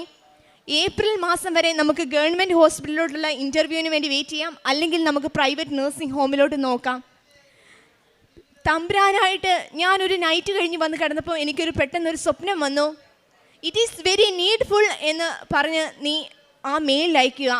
ആ മെയിലിൽ അയച്ചേക്കുന്ന കവറിങ് ലെറ്ററിൻ്റെ ഫസ്റ്റ് നമ്മൾ ഇൻട്രൊഡ്യൂസ് ചെയ്തതിന് ആ സെൻറ്റൻസിനോട് യാതൊരുവിധ ബന്ധവുമില്ല. It is very needful. വായിക്കുന്നവരവർക്ക് ഈ കുട്ടി എന്ത് മണ്ടത്തരമാണ് എഴുതി വെച്ചിരിക്കുന്നത്. പക്ഷേ എനിക്ക് എൻ്റെ വിശ്വാസത്തിൽ ഞാൻ ഉറച്ചു നിന്ന് ഇറ്റ് ഈസ് വെരി നീഡ്ഫുൾ എന്ന് പറഞ്ഞ് ഞാൻ അയച്ചു. പ്രിയമുള്ളവരെ, എനിക്ക് 5 മിനിറ്റിനുള്ളിൽ ആ ഏജൻസിയിൽ നിന്ന് കോൾ വന്നു. ആ ഏജൻസി തന്നെ എന്നെ 1 വീക്ക് മുമ്പ് വിളിച്ചിരുന്നു. കുട്ടിയുടെ CV അക്സെപ്റ്റ് ചെയ്യത്തില്ല, കുട്ടി വർക്ക് ചെയ്യുന്ന ഏരിയ അവർ ഇൻ്റർവ്യൂ അറ്റൻഡ് ചെയ്യുന്നില്ല. പക്ഷേ ഞാൻ അങ്ങനെ മെയിൽ അയച്ചതിന് പകരം റിപ്ലൈ ആയിട്ട് എന്നെ അവർ വിളിച്ചു. ഞാൻ മോക്ക് ഇൻ്റർവ്യൂ അറ്റൻഡ് ചെയ്തു. ഞാൻ അങ്ങനെ ദുബായിൽ പോയി ഡയറക്റ്റ് ഇൻ്റർവ്യൂ അറ്റൻഡ് ചെയ്തു. നിങ്ങൾക്കറിയാം, അയർലൻഡിലോട്ടൊരു ഗവൺമെൻറ് ഹോസ്പിറ്റലിലോട്ട് വിളിക്കണമെങ്കിൽ അവർ പറയുന്ന ക്രൈറ്റീരിയ 100+ എബോവ് ബെഡ് കപ്പാസിറ്റി. ഞാൻ വർക്ക് ചെയ്യുന്നത് ഒരു എക്സ്റ്റെൻഡഡ് പ്രൈമറി ഗവൺമെൻറ്റിൻ്റെ ഹെൽത്ത് സെൻ്റർ ആണേ പോലും അവിടെ 39 ഒരു കൗണ്ട് ചെയ്താൽ പോലും കിട്ടുന്നില്ല. അങ്ങനെയുള്ള ഒരു എനിക്ക് അയർലൻഡിൽ പിന്നെ അവർ പറയുന്ന ഒരു criteria 4 years minimum continuous experience in ആ ഹോസ്പിറ്റലിൽ തന്നെ. ഇത് രണ്ടും നോക്കുമ്പം എനിക്ക് ഒട്ടും യോഗ്യതയില്ല. ഞാൻ അവിടെ മസ്കറ്റിൽ വന്നിട്ട് 2 year ആകുന്നേ ഉള്ളൂ. ബെഡ് കപ്പാസിറ്റി ഇല്ല, ഇയറിൻ്റെ എക്സ്പീരിയൻസും ഇല്ല. എൻ്റെ ഒരു മാതാവായിട്ട് ഇടപെട്ട് പ്രിയമുള്ളവരെ ഞാൻ അങ്ങനെ അയർലൻഡിൽ ഒരു ഗവൺമെൻറ് ഹോസ്പിറ്റലിൽ ഇൻ്റർവ്യൂ പാസ്സായി. ഇപ്പം ഞാൻ അവിടെ 1 വർഷമായിട്ട് വർക്ക് ചെയ്യുന്നു. ഞാനിപ്പോൾ ലീവിന് വന്നതാണ് മാതാവിൻ്റെ അടുത്ത് വന്ന് സാക്ഷ്യം പറയാൻ വേണ്ടി. മാതാവ് എൻ്റെ ജീവിതത്തിൽ നൽകിയ എല്ലാ അനുഗ്രഹങ്ങൾക്കും പുത്രനായ ഈശോയ്ക്കും പരിശുദ്ധാത്മാവിനും പിതാവായ ദൈവത്തിനും ഒരുപാട് നന്ദി പറയുന്നു. ഞാൻ അവിടെ ആയിരുന്നതുകൊണ്ട് എനിക്ക് ഒത്തിരി കാരുണ്യ പ്രവൃത്തികൾ ചെയ്യാൻ സാധിക്കത്തില്ല. പക്ഷേ എന്നാലും എൻ്റെ ലിമിറ്റേഷനിൽ ഉൾപ്പെടുന്ന ഞാൻ ഓരോ പേഷ്യൻസിനെ കെയർ ചെയ്യുമ്പോഴും ഇതെൻ്റെ കാരുണ്യ പ്രവൃത്തിയായിട്ട് അവരെ ഈശോയിൽ കണ്ട് അവരുടെ ഓരോ കുഞ്ഞു സഹായങ്ങളും ഞാൻ അവരെ സഹായിച്ചിട്ടുണ്ട്. അതുപോലെ തന്നെ പൈസാപരമായി എന്നെക്കൊണ്ട് കഴിയുന്ന വിധത്തിൽ മറ്റുള്ളവരെ ഞാൻ സഹായിച്ചിട്ടുണ്ട്. പത്രവിതരണം എനിക്ക് അവിടെ വെച്ച് നടക്കാൻ പറ്റിയില്ലാത്തത് കൊണ്ട് എൻ്റെ അമ്മ ഇവിടെ വന്ന് ഓരോ മാസവും പത്രം മേടിച്ച് വിതരണം ചെയ്യാറുണ്ട്. ഞാൻ അവിടെ ഇരുന്ന് ഓരോ പ്രാവശ്യവും ഉടമ്പടി ധ്യാനം കണ്ട് അത് യൂട്യൂബിൽ ഷെയർ ചെയ്യാറുണ്ട്. പിന്നെ ഉടമ്പടി വസ്തുക്കൾ, ഉടമ്പടി തൈലം, ഉപ്പ് എല്ലാം ഉപയോഗിച്ച് ഞാൻ വിശ്വാസ പ്രമാണം ചൊല്ലി അത് ഉപയോഗിച്ച് എനിക്ക് ഒത്തിരി അത്ഭുതങ്ങൾ നടന്നിട്ടുണ്ട്. അങ്ങനെ ഞാൻ മറ്റുള്ളവരോടും പറയാറുണ്ട്. അങ്ങനെ പരിശുദ്ധ കൃപാസന മാതാവ് വഴി എൻ്റെ ജീവിതത്തിൽ തന്ന അനുഗ്രഹങ്ങൾക്ക് പിതാവായ ദൈവത്തിനും പുത്രനായ ഈശോയ്ക്കും പരിശുദ്ധാത്മാവിനും ഞാൻ നന്ദി പറയുന്നു. തന്നെ പരിശുദ്ധ അമ്മയ്ക്കും ദേവകുമാരനും നന്ദി പറഞ്ഞുകൊണ്ട് എൻ്റെ ജീവിതത്തിൽ നടന്ന സാക്ഷ്യങ്ങൾ ഞാൻ ഇവിടെ രേഖപ്പെടുത്തുകയാണ്. എൻ്റെ പേര് പ്രവീണ. ഞാൻ കൊല്ലത്തിൽ നിന്നാണ് വരുന്നത്. ഞാൻ ഇസ്രായേലിൽ പോകാനായിട്ട് ബോംബെയിൽ ക്ലാസ് അറ്റൻഡ് ചെയ്യാനായിട്ട് ഏപ്രിൽ മാസത്തിൽ പോയതാണ്. അവിടെ ചെന്നപ്പോഴത്തേനും എനിക്ക് ഒരുപാട് പ്രശ്നങ്ങളായിരുന്നു. ഒന്നാമത്തെ കാര്യം, അവിടെ ചെന്നപ്പോൾ ഇൻ്റർവ്യൂ ഉണ്ടായിരുന്നു. ഇൻ്റർവ്യൂവിൽ ചോദിക്കുന്നതെല്ലാം മെഡിക്കലായിട്ടുള്ള കാര്യങ്ങളായിരുന്നു. എനിക്ക് മെഡിക്കലായിട്ട് ഒന്നും തന്നെ അറിയത്തില്ലായിരുന്നു. എന്നിട്ടും മാഡം ചോദിച്ച ചോദ്യങ്ങൾക്ക് ഒരുവിധം ഒപ്പിച്ചെങ്കിലും പറഞ്ഞു. പക്ഷേ മെഡിക്കൽ ചോദിച്ചിട്ട് ഒന്നും അറിഞ്ഞില്ലായിരുന്നു, പറയാൻ പറ്റിയില്ലായിരുന്നു. അപ്പം മാഡം പറഞ്ഞു ക്ലാസ്സിലേക്ക് ഇരിക്കാൻ പറഞ്ഞു. ക്ലാസ്സിലിരുന്നു. പിന്നെ കഴിഞ്ഞപ്പോഴത്തേനും വീണ്ടും ഒരു ഇൻ്റർവ്യൂ ആയി. ആ ഇൻ്റർവ്യൂവിനെ നല്ല രീതിയിൽ അറ്റൻഡ് ചെയ്തെന്നായിരുന്നു എൻ്റെ പ്രതീക്ഷ. പക്ഷേ അവിടെയും എൻ്റെ പ്രതീക്ഷ തെറ്റിച്ചുകൊണ്ട് മാഡം പറഞ്ഞു, നിങ്ങൾ പറഞ്ഞതെല്ലാം 1 word ആൻസേഴ്സാണ്, ഞങ്ങൾക്ക് വേണ്ടത് ലോങ് ആൻസേഴ്സാണ്. അവിടെ എന്നെ നിരാശപ്പെടുത്തി കളഞ്ഞു. ആ സമയത്ത് അതിനു മുമ്പേ ഞാൻ മാർച്ച് മാസത്തിലാണ് ഇവിടെ വന്ന് ഉടമ്പടി എടുത്തിട്ട് പോകുന്നത്. ഞാൻ അവിടെ ക്ലാസ്സിന് പോയി ഒരു 2-3 ദിവസം കഴിഞ്ഞപ്പോൾ തന്നെ എൻ്റെ കയ്യിൽ നിന്ന് മാതാവിൻ്റെ കാശ് രൂപ നഷ്ടപ്പെട്ടു പോയായിരുന്നു. ആ സമയത്ത് ഒരുപാട് പ്രശ്നങ്ങൾ ഞാൻ നേരിടേണ്ടി വന്നായിരുന്നു. പിന്നെ ക്ലാസ് കഴിഞ്ഞു മാറി ഞാൻ ഇവിടെ വന്നു, വീണ്ടും ഉടമ്പടി എടുത്തു. മാതാവിൻ്റെ കാശ് രൂപം കയ്യിൽ കിട്ടിയപ്പോഴാണ് ഒരു സമാധാനവും പ്രത്യാശയൊക്കെ എനിക്ക് വന്നത്. പിന്നെ അത് കഴിഞ്ഞു എന്നെ വീണ്ടും ഇൻ്റർവ്യൂവിന് വിളിച്ചതിൻ്റെ തലേ ദിവസം ഞാനിവിടെ പ്രാർത്ഥനാ സഹായത്തിന് വേണ്ടി വിളിച്ചപ്പം ഒരു അച്ഛൻ എന്നോട് പറഞ്ഞു, നിങ്ങൾ എവിടെയാണ് വീട് എന്ന് ചോദിച്ചു. ഞാൻ പറഞ്ഞു കൊല്ലത്താണ്. അപ്പം നേരിട്ട് ഇവിടെ വന്ന് മാതാവിനോട് പ്രാർത്ഥിക്കൂ, നീ വിചാരിക്കുന്ന കാര്യം നിനക്ക് നടത്തി തരുമെന്ന് പറഞ്ഞു. അപ്പം ഞാൻ അന്ന് എനിക്ക് തോന്നുന്നു വീട്ടിൽ നിന്ന് ഞാനൊരു 11 മണിയൊക്കെ ആയപ്പോഴത്തേനാണ് ഇറങ്ങിയത്. കൊല്ലത്തിൽ നിന്ന് ഇവിടെ എത്താനായിട്ട് എങ്ങനെയായാലും ട്രാഫിക് ബ്ലോക്ക് എല്ലാം കൂടെ കഴിഞ്ഞ് ഒരു 4 മണിക്കൂറെങ്കിലും എടുക്കും. അപ്പം ഞാൻ ഇവിടെ വന്നപ്പോഴത്തേനും ഞാൻ ഇവിടെ ഇന്ന് വേറെ ആരും ഇല്ല, 2-3 ചേച്ചിമാർ മാത്രമൊക്കെ ഉണ്ട് ഇവിടെ. അപ്പം ഞാൻ ഇവിടെ വന്ന് മാതാവിനോട് പ്രാർത്ഥിച്ചു, മാതാവേ എനിക്ക് തരാൻ ഇഷ്ടമുണ്ടെങ്കിൽ നീ എനിക്ക് തരിക. അന്നൊരു പ്രാർത്ഥനയും പ്രാർത്ഥിച്ചിട്ടാണ് ഞാൻ പിന്നെ ഇവിടുന്ന് ഇൻ്റർവ്യൂവിനായിട്ട് എറണാകുളത്തോട്ട് പോകുന്നത്. അവിടെ പോയി കഴിഞ്ഞപ്പോഴത്തേനും മാതാവിൻ്റെ കാശുരൂപം കയ്യിൽ വെച്ചിട്ട് കയറുന്നതിന് മുമ്പായിട്ട് ഞാൻ പ്രാർത്ഥിച്ചു. മൂന്നാമത്തെ ആളായിട്ടായിരുന്നു ഞാൻ അവിടെ ഇൻ്റർവ്യൂവിന് ചെന്നത്. അതുവരെ പോയ ചേച്ചിമാരൊക്കെ പറയുന്നു, മാഡം ഭയങ്കര ദേഷ്യത്തിലാണ് സംസാരിക്കുന്നത്, മാഡം പ്രതീക്ഷിക്കുന്ന രീതിയിലുള്ള ഉത്തരങ്ങൾ നിങ്ങളുടെ കയ്യിൽ നിന്ന് കിട്ടുന്നില്ല എന്നൊക്കെ പറഞ്ഞ് ചേച്ചിമാർ പുറത്തിറങ്ങുമ്പോഴത്തേനും എല്ലാം പറയുന്നു. മൂന്നാമതായിട്ട് എൻ്റെ പേര് വിളിച്ചു, ഞാൻ കയറി ചെന്നു. മാഡം ആദ്യം എൻ്റെ അടുത്ത് ഇരിക്കാൻ പറഞ്ഞിട്ട് എൻ്റെ അടുത്ത് ചോദിച്ചു എന്തിനാണ് പല്ലിൽ കമ്പി ഇട്ടിരിക്കുന്നതെന്ന്. ആ സമയത്ത് എൻ്റെ പല്ലിൽ കമ്പി ഇട്ടിട്ടുണ്ടായിരുന്നു. അപ്പം ഞാൻ മാഡത്തിനോട് പറഞ്ഞു എനിക്കിങ്ങനെ പല്ലിൽ ഗ്യാപ്പുണ്ട്, അത് കാരണമാണ് കമ്പി ഇട്ടിരിക്കുന്നത്. പിന്നെ എൻ്റെ അടുത്ത് ചോദിച്ചത് എൻ്റെ മക്കളുടെ കാര്യങ്ങളാണ്. പിന്നെ ചോദിച്ചതെന്ന് പറഞ്ഞാൽ മെഡിക്കലായിട്ട് ഒരു കാര്യം ചോദിച്ചു, അതെനിക്ക് പറയാൻ പറ്റി. പിന്നെ രണ്ടാമത് ചോദിച്ച കാര്യത്തിന് എനിക്ക് പറയാൻ പറ്റിയില്ല. ഞാൻ പറഞ്ഞു മാഡം ഞാൻ അത് പഠിച്ചിട്ടില്ല. മാഡം പറഞ്ഞു ഓക്കെ പോയിക്കോളൂ എന്ന് പറഞ്ഞു. എനിക്ക് ഭയങ്കര സന്തോഷമായിരുന്നു. കാര്യം ബാക്കി എല്ലാവരുടെ അടുത്തും ഭയങ്കര ടഫായിട്ടുള്ള ക്വസ്റ്റ്യൻസൊക്കെ ചോദിച്ചത്, പക്ഷേ എന്നോട് ചോദിച്ചില്ല. ഞാൻ പുറത്ത് വന്നിട്ട് എൻ്റെ ഹസ്ബൻഡ് പുറത്ത് നിൽക്കുകയായിരുന്നു. പുറത്ത് വന്നിട്ട് ഞാൻ പറഞ്ഞു എൻ്റെ അടുത്ത് ഇങ്ങനെയൊക്കെ ചോദിച്ചത്, ചിലപ്പോൾ എനിക്ക് മാഡം എനിക്ക് ഇതായിട്ട് പാസ്സായിട്ടായിരിക്കും മാഡം ഒന്നും പറയാത്തത്. പിറ്റേ ദിവസം എനിക്ക് ഏജൻസിയിൽ നിന്ന് മെസ്സേജ് വന്നു, നിങ്ങൾ ഇൻ്റർവ്യൂവിൻ്റെ ഇത് ഫീസ് അടച്ചിട്ടില്ലല്ലോ, ഫീസ് അടയ്ക്കാൻ പറഞ്ഞു. അങ്ങനെ ഞാൻ ഫീസ് അടച്ചു കഴിഞ്ഞപ്പോഴത്തേനും അപ്പോഴാണ് എനിക്കൊരു സമാധാനമായത്. പിന്നെ അതാണ് എൻ്റെ ആദ്യത്തെ സാക്ഷ്യം എന്ന് പറഞ്ഞത്. രണ്ടാമത്തെ സാക്ഷ്യം എന്ന് പറഞ്ഞത് എൻ്റെ ഹസ്ബൻഡിന് ഈ ലങ്സിൻ്റെ ഒരു ഭാഗത്ത് ചെറുതായിട്ട് കേട് വന്നിരിപ്പുണ്ടായിരുന്നു. അപ്പോൾ ഇങ്ങനെ ഭയങ്കരമായിട്ട് ചുമയ്ക്കുമ്പോഴത്തേനും ബ്ലഡ് വരുമായിരുന്നു. അപ്പം ഞാൻ ഇതേപോലെ എനിക്ക് എന്തോ തോന്നി, ഇവിടെ വരണമെന്ന് തോന്നി ഞാൻ ഇവിടെ വന്നു ഞാനിങ്ങനെ പുതുക്കാനായിട്ട് 8-ാം മാസത്തിൽ ഞാൻ പുതുക്കാനായിട്ട് വന്നപ്പോഴത്തേനും സാക്ഷ്യങ്ങൾ പുതുക്കുന്ന കൂട്ടത്തിൽ ഞാൻ അത് വെച്ചു. പക്ഷേ ഇന്നേ വരെ ദൈവം സഹായിച്ച് ആ ഒരു പ്രോബ്ലം, പിന്നെ ആ ഒരു ബ്ലീഡിങ്ങിൻ്റെ ഇത് വന്നിട്ടില്ല. ചുമയ്ക്കുമ്പോൾ ബ്ലഡോ കാര്യങ്ങളോ ഒന്നും വന്നിട്ടില്ല. ഞാൻ ഇടയ്ക്കിടയ്ക്ക് ചോദിക്കും ബ്ലഡ് വന്നിട്ടുണ്ടോ, അപ്പോൾ പറഞ്ഞു ഇല്ല വന്നിട്ടില്ല. അതെൻ്റെ രണ്ടാമത്തെ സാക്ഷ്യമാണ്. മൂന്നാമത്തെ സാക്ഷ്യം എന്ന് പറഞ്ഞാൽ എനിക്കിപ്പം ഞാൻ ഇസ്രായേലിൽ പോകാനായിട്ട് ശ്രമിക്കുന്നത് ഒരു 7 മാസത്തോളമായി. ഈ 7 മാസത്തിൻ്റെ ഇടയിൽ എനിക്ക് ഒരു പുരോഗതിയും തന്നെ സംഭവിച്ചിട്ടില്ലായിരുന്നു. ഞാനപ്പോൾ വീണ്ടും ഇവിടെ വന്നിട്ട് ഞാൻ അച്ഛനെ കണ്ടപ്പോഴത്തേനും ആ സമയത്ത് പ്രീ മെഡിക്കൽ എടുക്കാൻ ഏജൻറ്റ് വിളിച്ച് പറഞ്ഞു. പറഞ്ഞപ്പോൾ ഞാൻ പ്രീ മെഡിക്കൽ എടുത്തു കഴിഞ്ഞപ്പോഴത്തേനും എനിക്ക് ഫാറ്റി ലിവർ ഗ്രേഡ് 2 ആണ്. അപ്പോൾ അത് കണ്ടപ്പോഴത്തേനും എനിക്ക് ഭയങ്കര വിഷമമായി. ഞാൻ ഇവിടെ വന്ന് അച്ഛനെ കണ്ടപ്പോഴത്തേനും ഞാൻ പറഞ്ഞു ഫാദർ ഇങ്ങനെയാണ് ഫാറ്റി ലിവർ 2 ആണ്. അപ്പോൾ അച്ഛൻ എൻ്റെ അടുത്ത് കുരിശ് എൻ്റെ വയറ്റിൻ്റെ ഭാഗത്ത് വെച്ച് തന്നിട്ട് പ്രാർത്ഥിച്ചപ്പോഴത്തേനും എനിക്ക് പെട്ടെന്ന് എന്തോ ഒരുമാതിരിയായി. സാധാരണ സമയത്ത് എൻ്റെ കൈ രണ്ടും എപ്പോഴും വിയർക്കുന്നത്, പേടി വരുമ്പോഴാണ് എനിക്ക് കൈ രണ്ടും വിയർക്കുന്നത്. അച്ഛനടുത്ത് നിന്ന് അച്ഛനൊരു സൈത്ത് എൻ്റെ കയ്യിൽ വെച്ച് തന്നിട്ട് പറഞ്ഞു ബാത്റൂമിൽ പോയിട്ട് ആ വയറിൻ്റെ ആ ഭാഗത്ത് തേക്കാൻ പറഞ്ഞു.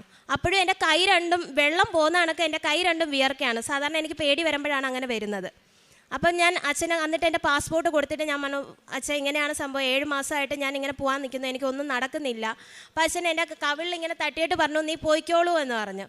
ഞാൻ ഇത് ബാത്റൂമിൽ പോയി സൈത്ത് ഇങ്ങനെ വയറ്റിൽ പുരട്ടിയതിന് ശേഷം ഞാൻ ഇവിടുന്ന് പോയി ഞാൻ ഇവിടുന്ന് ഒരു കായംകുളം എത്തിയപ്പോൾ തന്നെ ഞാൻ നോക്കുന്ന വീട്ടിലെ അമ്മച്ചിയുടെ മോൾ ഇസ്രായേലിലെ അമ്മച്ചിയുടെ മോൾ എനിക്ക് മെസ്സേജ് അയച്ചു, നിൻ്റെ പേപ്പർ വർക്കൊക്കെ ഞാൻ സ്പീഡിൽ തന്നെ നടത്തുന്നുണ്ട്, നിനക്ക് എല്ലാ കാര്യങ്ങളും പെട്ടെന്ന് തന്നെ നടക്കാൻ വേണ്ടി പ്രാർത്ഥിക്കുന്നെന്ന് പറഞ്ഞു.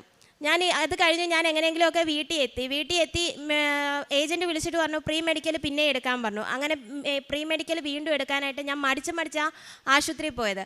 ഹോസ്പിറ്റലിൽ പോയി സ്കാൻ ചെയ്തപ്പോഴത്തേനും ഗ്രേഡ് 2 എന്നുള്ളത് ഗ്രേഡ് 1 ആയി. എനിക്കിതുപോലെ ഇല്ലായിരുന്നു സന്തോഷം. കാര്യം അപ്പോൾ ഡോക്ടർ എന്നോട് പറഞ്ഞു ഒരു കുഴപ്പമില്ല, പേടിക്കേണ്ട ഒരു കാര്യമില്ല, നീ കുറച്ച് എക്സസൈസ് ചെയ്താൽ മതി. അപ്പോൾ അതനുസരിച്ച് എന്നെക്കൊണ്ട് പറ്റുന്ന രീതിയിലൊക്കെ ഞാൻ എക്സസൈസ് നടക്കുകയൊക്കെ ചെയ്യുമായിരുന്നു. അതാണ് എൻ്റെ അടുത്ത സാക്ഷ്യം. പിന്നെ ഒരു സാക്ഷ്യം എന്ന് പറഞ്ഞാൽ എനിക്ക് ഈ ഇസ്രായേലിൽ പോകാനായിട്ട് കുറച്ച് എമൗണ്ട് വേണ്ടി വന്നു. അത് ഏതാണെന്നൊന്നും എനിക്കറിയില്ല. ഞാൻ 2-3 പേരുടെ അടുത്ത്, ഞാനും എൻ്റെ ഹസ്ബൻഡും ബന്ധുക്കളുടെ അടുത്തൊക്കെ പോയി ചോദിച്ചു. ആ ചോദിച്ചത് മാത്രം തന്നെ എനിക്ക് ഓർമ്മയുണ്ട്. ദൈവം എന്നെ അവിടെയും നിരാശപ്പെടുത്താതെ മാതാവ് കനിഞ്ഞുകൊണ്ട്, എനിക്കറിയില്ല 2 ആഴ്ചയ്ക്കുള്ളിൽ ഞാൻ പ്രതീക്ഷിക്കാത്ത രീതിയിലാണ് എനിക്ക് അത്രയും എമൗണ്ട് എനിക്ക് ദൈവം ഒരുക്കി തന്നത്. അതിന് മാതാവിനോട് ഞാൻ ഒരുപാട് നന്ദി പറയുന്നു. ഞാൻ പ്രതീക്ഷയെ കൂടുതൽ പൈസയും കുറച്ച് ഗോൾഡ് ഓർണമെൻറ്റ്സ് എൻ്റെ കയ്യിൽ കിട്ടി. അത് ഞങ്ങൾ പ്രതീക്ഷിച്ചതിൽ കൂടുതലായിരുന്നു.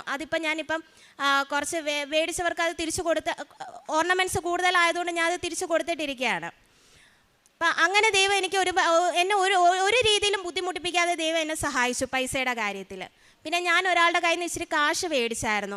അത് എനിക്ക് ഒരു വിധത്തിലും കൊടുക്കാൻ പറ്റാത്ത രീതിയിലൊരു ബുദ്ധിമുട്ടായിരുന്നു. എനിക്കാണെങ്കിൽ ഭയങ്കരമായിട്ട് മാനസിക പ്രശ്നം അങ്ങ് തുടങ്ങി. ഇത് എൻ്റെ മനസ്സിൽ കിടക്കുന്നു, എനിക്ക് ആരുടെ അടുത്തും പറയാൻ വയ്യ. ഞാൻ ചെയ്ത ഒരു മണ്ടത്തരത്തിൻ്റെ ഫലമായിട്ടായിരുന്നു ഞാനത് അനുഭവിക്കേണ്ടി വന്നത്. എൻ്റെ ഭർത്താവിൻ്റെ അടുത്ത് പോലും എനിക്ക് പറയാൻ പറ്റാതെ അവസാനം ഞാൻ എൻ്റെ ഭർത്താവിനോട് പറഞ്ഞപ്പോൾ എൻ്റെ ഭർത്താവ് എനിക്കത് കൊടുക്കാനുള്ള വഴി പറഞ്ഞു വന്നു. അങ്ങനെ ഞാൻ ആ കടം അങ്ങ് മീട്ടി. അത് എനിക്ക് ജീവിതത്തിൽ ഒരിക്കലും മറക്കാൻ പറ്റാത്ത സംഭവം. അത് ഞാൻ ജീവിതത്തിൽ ഒട്ടും പ്രതീക്ഷിക്കാത്ത രീതി എനിക്ക് പറ്റിയ ഒരു അബദ്ധത്തിൻ്റെ പേരിൽ ഞാൻ ഇതാക്കിയത്. അത് ഞാൻ ഉടമ്പടിയിൽ വെച്ചിട്ടുണ്ടായിരുന്നു, എനിക്ക് ആ ഒരു കട എങ്ങനെയെങ്കിലും തീർക്കാൻ പറ്റണേന്ന്. പക്ഷേ അത് ഞാൻ പ്രതീക്ഷിച്ചതുപോലെ എങ്ങനെയാണെന്ന് അറിയത്തില്ല, എന്തോ ഒരു അത്ഭുതത്തിൽ എൻ്റെ ആ ഭർത്താവ് എന്നെ വഴക്ക് പോലും പറഞ്ഞില്ല ആ ഒരു കടം തീർക്കാനായിട്ട് എനിക്ക് പറ്റിയത്. പിന്നെ കാരുണ്യ പ്രവൃത്തിയായിട്ട് ഞാൻ ചെയ്യുന്നതെന്ന് പറഞ്ഞാൽ, എന്നോട് ആരെങ്കിലും എന്തെങ്കിലും ഒരു സഹായം ചോദിച്ചാൽ ഞാനത് ചെയ്തു കൊടുക്കുക. എന്നെക്കൊണ്ട് പറ്റുന്ന രീതിയിലാണെങ്കിൽ ഞാൻ ചെയ്തു കൊടുക്കാറുണ്ട്. പിന്നെ വഴിയിൽ വെച്ചിട്ട് ഏതെങ്കിലും അച്ഛനും അമ്മമാരും എന്തെങ്കിലുമൊക്കെ തരം മോളേന്ന് ചോദിക്കുമ്പോഴത്തേനും അതെൻ്റെ കയ്യിലുള്ള എത്ര രൂപയാണെങ്കിലും 10 രൂപയാണെങ്കിൽ പോലും ആ 10 രൂപയോളം ഞാൻ കൊടുത്തിട്ടുണ്ട്. പിന്നെ പത്രം മേടിച്ച് എല്ലാവർക്കും കൊടുക്കുന്നുണ്ട്. ആത്മീയ ജീവിതത്തിലാണെങ്കിൽ ഞാനാണെങ്കിൽ ഞായറാഴ്ച രാവിലെ എനിക്ക് പള്ളിയിൽ പോകാനായിട്ട് ഭയങ്കര ബുദ്ധിമുട്ടുള്ള ഒരാളാണ്. എന്ന് പറഞ്ഞാൽ ഞങ്ങളുടെ അവിടുത്തെ കുർബാന എന്ന് പറഞ്ഞാൽ 6 മണിക്കാണ്. അപ്പോൾ എനിക്ക് ഉറക്കം എണീക്കുമ്പോൾ ആ ഒരു ടൈം ആകുമ്പോഴത്തേനും എനിക്ക് ഭയങ്കര ബുദ്ധിമുട്ടായിരുന്നു.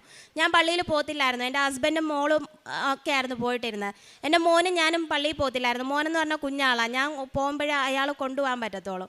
അപ്പം ഞാനിങ്ങനെ മാതാവിനോട് അത് വെച്ച് പ്രാർത്ഥിക്കുമായിരുന്നു. മാതാവ്, എനിക്ക് പള്ളിയിൽ പോകാൻ പറ്റുന്നില്ലല്ലോ, ഞാൻ എന്താ ചെയ്യേണ്ടത് എന്ന് പ്രാർത്ഥിക്കുമ്പോഴത്തേനും എനിക്ക് അപ്പോൾ എൻ്റെ മനസ്സിൽ തോന്നിയത്, കുർബാന എവിടെ ആയാലും എത്ര മണിക്കായാലും കുർബാന കണ്ടാൽ മതിയല്ലോ, അത് ഏത് പള്ളിയിലായാലും കണ്ടാൽ മതിയല്ലോ. അപ്പോൾ എനിക്ക് പെട്ടെന്ന് തന്നെ മനസ്സിൽ തോന്നി, 7 മണിക്ക് ഞങ്ങളുടെ ഇവിടെ കയ്യെട്ടി ഈശോയുടെ പള്ളിയിൽ കുർബാനയുണ്ട്. അപ്പം ഞാൻ വിചാരിച്ചു, എന്തൊക്കെ തടസ്സങ്ങൾ വന്നാലും 7 മണിക്ക് മാതാവിൻ്റെ അടുത്ത് കയ്യെട്ടി ഈശോയുടെ പള്ളിയിൽ പോയി കുർബാന കൈക്കൊള്ളാമെന്ന്. അങ്ങനെ പള്ളിയിൽ പോകാൻ തുടങ്ങി. പിന്നെ ബൈബിള് വായിക്കുമായിരുന്നു. വീട്ടിലുള്ള സമയങ്ങളിൽ പോലും കൊന്ത പഠിക്കാനായിട്ടിരിക്കുമ്പോൾ എന്തെങ്കിലും തടസ്സങ്ങൾ വരുമായിരുന്നു എൻ്റെ ജീവിതത്തിൽ. അപ്പം ദൈവത്തോട് അതിൻ്റെ കാര്യവും പ്രാർത്ഥിച്ചപ്പോഴത്തേനും ഇപ്പം കുടുംബ പ്രാർത്ഥനയിൽ വീട്ടിലുണ്ടെങ്കിൽ പങ്കുകൊള്ളാനായിട്ടുള്ള മനസ്സ് തോന്നുന്നുണ്ട്. അല്ലാതെ ഞാനിപ്പം വീട്ടിലുള്ള കുടുംബ പ്രാർത്ഥനയിൽ വീട്ടിൽ ഉള്ളപ്പോഴത്തേനും അത് പങ്കെടുക്കാൻ പറ്റിയില്ല. ഞാൻ പുറത്ത് എവിടെയെങ്കിലും ആണെങ്കിൽ ഞാൻ രാത്രി വന്നിട്ടായാലും മനസ്സിലായാലും കൊന്ത പഠിച്ച് ചൊല്ലുമായിരുന്നു. അപ്പം ഇത്ര അനുഗ്രഹങ്ങൾ തന്ന എൻ്റെ സിന്ധു ജോൺ, ഞാൻ വാടി ഇടവകയിൽ നിന്ന് വരുന്നു, കൊല്ലം രൂപത. ആദ്യമായി ഞാൻ പറയുന്നത്, പരിശുദ്ധ അമ്മ ജീവനോടെ പ്രത്യക്ഷപ്പെട്ട ഈ അൽത്താരയിൽ എന്നെയും എൻ്റെ കുടുംബത്തിനെയും പ്രത്യക്ഷണത്തിൻ്റെ സാക്ഷിയാക്കി മാറ്റിയതിന് നന്ദി പറയുന്നു ഈശോയ്ക്കും മാതാവിനും. ഞാൻ ആദ്യമായി പറയുന്നത്, എൻ്റെ ജീവിത പങ്കാളിക്ക് ജോലിയുടെ കാര്യത്തിൽ തടസ്സമുണ്ടായിരുന്നു.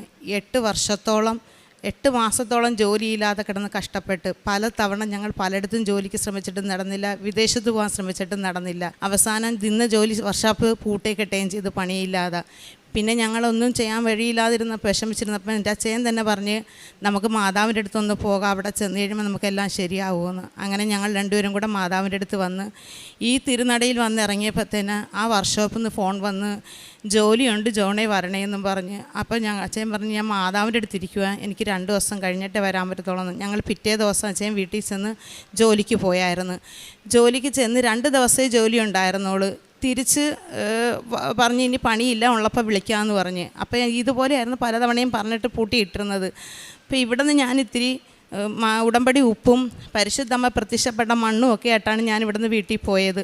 പിറ്റേ ദിവസം അച്ഛൻ പറഞ്ഞപ്പോൾ ഞാൻ ഇവിടുന്ന് കൊണ്ടുപോയ മണ്ണും ഉപ്പും വിശ്വാസ പ്രമാണം ചൊല്ലി മിക്സ് ചെയ്ത് അച്ഛൻ്റെ അടുത്ത് കൊടുത്തിട്ട് പറഞ്ഞു, അച്ഛൻ പോയി വർക്ക്ഷോപ്പിൻ്റെ 4 വശം ഈ ഉപ്പിട്, പിറ്റേ ദിവസം തൊട്ട് അച്ഛന് ജോലി കിട്ടും, ഒരു കുഴപ്പം ഉണ്ടാകത്തില്ല എന്ന് പറഞ്ഞ്, പരിശുദ്ധമ്മ ജോലി തരുമെന്ന് പറഞ്ഞ്. അങ്ങനെ അച്ഛൻ ആ ഉപ്പുമായിട്ട് പോയി വർക്ക്ഷോപ്പിൻ്റെ 4 വശം ഉപ്പിട്ട്. പിറ്റേ ദിവസം വർക്ക്ഷോപ്പിലെ മുതലാളി വിളിച്ചിട്ട് പറഞ്ഞു, ജോണേ പണിയുണ്ട് വരണേന്ന്. ആ ജോലി ഇന്ന് വരെ 8 മാസമായിപ്പോൾ 6 മാസമായി ഞാൻ ഉടമ്പടി പുതുക്കിയിട്ട് ഇന്ന് വരെ ആ ജോലി അച്ഛനെ നഷ്ടപ്പെട്ടിട്ടില്ല. 250 രൂപ ശമ്പളം കൂട്ടിക്കൊടുത്ത് ഇന്നേത് വരെ ആ ജോലി നഷ്ടപ്പെടാതെ എല്ലാ ദിവസവും ജോലി കൊണ്ട് പോകുന്നുണ്ട്. രണ്ടാമത് എൻ്റെ ഇളയ മകന് വേണ്ടിയാണ്. ഇളയ മകൻ അൾത്താരയിൽ ശുശ്രൂഷ ചെയ്യുന്ന മകനാണ്. അവൻ എല്ലാ കാര്യങ്ങൾക്കും അവിടെ നിന്ന് അച്ഛനോ കൈക്കാരനോ വിളിച്ചാൽ ഓടിപ്പോവും. ലീവുള്ള സമയത്ത് അവൻ ഇവിടെ നിന്നല്ല പഠിക്കുന്നത്, എറണാകുളത്ത് നിന്നാണ്. അവൻ എറണാകുളത്ത് നിന്ന് വരുമ്പം വിളിച്ചാൽ ഉടനെ ഓടിപ്പോവും. ഇവിടെ ഉണ്ടായിരുന്ന സമയത്ത് ഏതൊരു അൾത്താരയിലായിരുന്നു. അപ്പോൾ ഇവിടെ ലീവിന് വന്ന സമയത്ത് അവിടെ നിന്ന് കൈക്കാരൻ വിളിച്ചിട്ട് പറഞ്ഞ്, ആദർശവർണ്ണം വരണേന്ന് പറഞ്ഞ്. അങ്ങനെ ആദർശമോൻ വരണേന്ന് പറഞ്ഞിട്ട് മോൻ ചെന്നപ്പോൾ പറഞ്ഞ്, പുകയ്ക്കാനുള്ള കരി എടുക്കാനായിട്ട് മേളിലൊന്ന് കയറണേന്ന് പറഞ്ഞ്. ഇവ സ്റ്റെപ്പ് കയറി മേളിലോട്ട് പോയപ്പോൾ കാലൊന്ന് പെട്ടെന്ന് മടങ്ങി.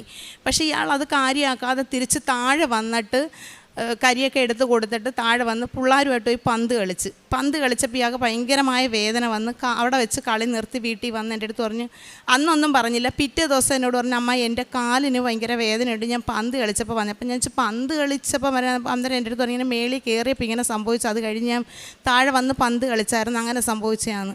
അപ്പം ഞാൻ പറഞ്ഞു, അങ്ങനെ ഞാൻ അതിൻ്റെ പിറ്റേന്ന് ടോക്കൺ ബുക്ക് ചെയ്ത് ഡോക്ടറിനെ പോയി കാണിച്ച്. അപ്പോൾ ഡോക്ടർ പറഞ്ഞു അത് മസിൽ പെയിൻ ആയതിൻ്റെയാണ്, വേറെ കുഴപ്പമൊന്നുമില്ല, ഒരാഴ്ചത്തെ ഗുളികയും തന്ന് പറഞ്ഞു വിട്ട്. അപ്പോൾ ആ ആഴ്ച തന്നെ മോന് തിരിച്ചു പോകണമായിരുന്നു. അങ്ങനെ മോൻ തിരിച്ചു പോയി ഒരാഴ്ച. അപ്പോൾ ഇവർ ഹോസ്റ്റലിൽ നിൽക്കുമ്പോൾ സ്റ്റെപ്പ് കയറിയാണ് എടുക്കുകയും ചെയ്യുന്നത്. ഇയാൾ ഒരാഴ്ച കഴിഞ്ഞപ്പോൾ എന്നോട് ചോദിച്ചു, അമ്മ എനിക്ക് വേദന കൂടുന്നുണ്ട്, കാലിന് എന്തോ ഒരു ബുദ്ധിമുട്ട് അനുഭവപ്പെടുന്നുണ്ടെന്ന് പറഞ്ഞു. ഞാൻ പറഞ്ഞു, മോനൊരു കാര്യം ചെയ്യും, ലീവ് ഉണ്ടല്ലേ, എക്സാം വരെയല്ലേ, ലീവ് ഉണ്ടല്ലേ, മോൻ മിസ്സിനോട് പറഞ്ഞിട്ട് കയറി വരാൻ പറഞ്ഞു.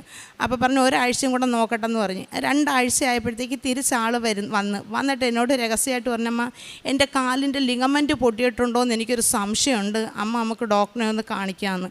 അപ്പം ഞാൻ ഭർത്താവിനോട് പറഞ്ഞു, അച്ഛാ ഇങ്ങനെ ഒരു സംഭവമുണ്ട്, മോനിങ്ങനെ പറഞ്ഞു. അപ്പോൾ പറഞ്ഞു, നീ ഒരു കാര്യം ചെയ്ത് കൊണ്ടുപോയി കാണിച്ച ഡോക്ടറെ തന്നെ കാണിക്കുക. അങ്ങനെ കൊണ്ടുവന്നപ്പോൾ ഡോക്ടർ പറഞ്ഞു കുഴപ്പമൊന്നും ഇല്ലെന്നല്ലേ പറഞ്ഞത്, അവന് മസിൽ പെയിനാണ്. അപ്പം ഞങ്ങൾ അങ്ങോട്ട് ഡോക്ടറിന് പറഞ്ഞു, ഡോക്ടറെ നമുക്കൊന്ന് സ്കാൻ ചെയ്ത് നോക്കാം, കാരണം ഞങ്ങൾക്കൊരു സംശയമുണ്ട്, കാലിനൊരു ഏന്തുള്ളത് കണക്ക് തോന്നുന്നു നടക്കുമ്പം. അപ്പോൾ ഡോക്ടർ ചോദിച്ചാൽ എന്താ പറ്റിയത്? ഞാൻ പറഞ്ഞു, എന്തോ എൻ്റെ മോന് നടക്കുമ്പോൾ കാലിനൊരു ഏന്തുണ്ട്, എന്താണെന്ന് അറിയത്തില്ല എന്ന് പറഞ്ഞു. അപ്പോൾ ഡോക്ടർ ഞങ്ങൾക്ക് എഴുതി തന്ന് സ്കാൻ ചെയ്യാനായിട്ട്. അങ്ങനെ സ്കാൻ ചെയ്ത റിപ്പോർട്ടുമായിട്ട് പിറ്റേ ദിവസം ഡോക്ടറെ അടുത്തുകൊണ്ടപ്പോൾ ഡോക്ടർ പറഞ്ഞു ഒന്നും ചെയ്യാൻ പറ്റത്തില്ല, കാലിൻ്റെ ലിഗമെൻറ്റ് പൊട്ടിപ്പോയി, ഓപ്പറേഷൻ അല്ലാതെ വേറൊരു വഴിയില്ല എന്ന് പറഞ്ഞു. അപ്പോൾ എനിക്ക് പേടിയെന്ന് പറഞ്ഞാൽ കൊച്ചിൻ്റെ എക്സാം മുടങ്ങുമോ, പരീക്ഷയിൽ അവൻ എഴുതാൻ പറ്റത്തില്ല, തിരിച്ചുവിൻ്റെ പഠിത്തം, ഇതൊക്കെ വെച്ചിട്ട് ഞാൻ ഡോക്ടറിന് പറഞ്ഞ് നമുക്ക് ഒരു കാര്യം ചെയ്യാം ഡോക്ടറെ, ഇന്ന് തന്നെ നമുക്ക് അഡ്മിറ്റ് ചെയ്തിട്ട് ഓപ്പറേഷൻ ചെയ്ത്. അപ്പോൾ ഡോക്ടർ ചോദിച്ചാൽ എന്തുവാ?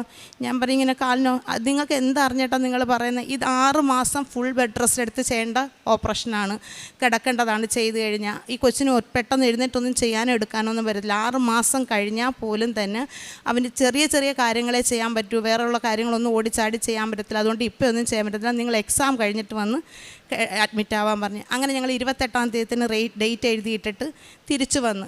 എക്സാം കഴിഞ്ഞ പിറ്റേന്ന് 2 ദിവസം കഴിഞ്ഞപ്പോൾ ഞാനിവിടെ വന്ന് അച്ഛനെ ടോക്കൺ എടുത്ത് അച്ഛനെ കാണിച്ച് ജോസഫച്ചൻ മോനെ പ്രാർത്ഥിച്ച് കുരിശ് വരച്ച് സേത്ത് പൂശി വിട്ടു മോനെ.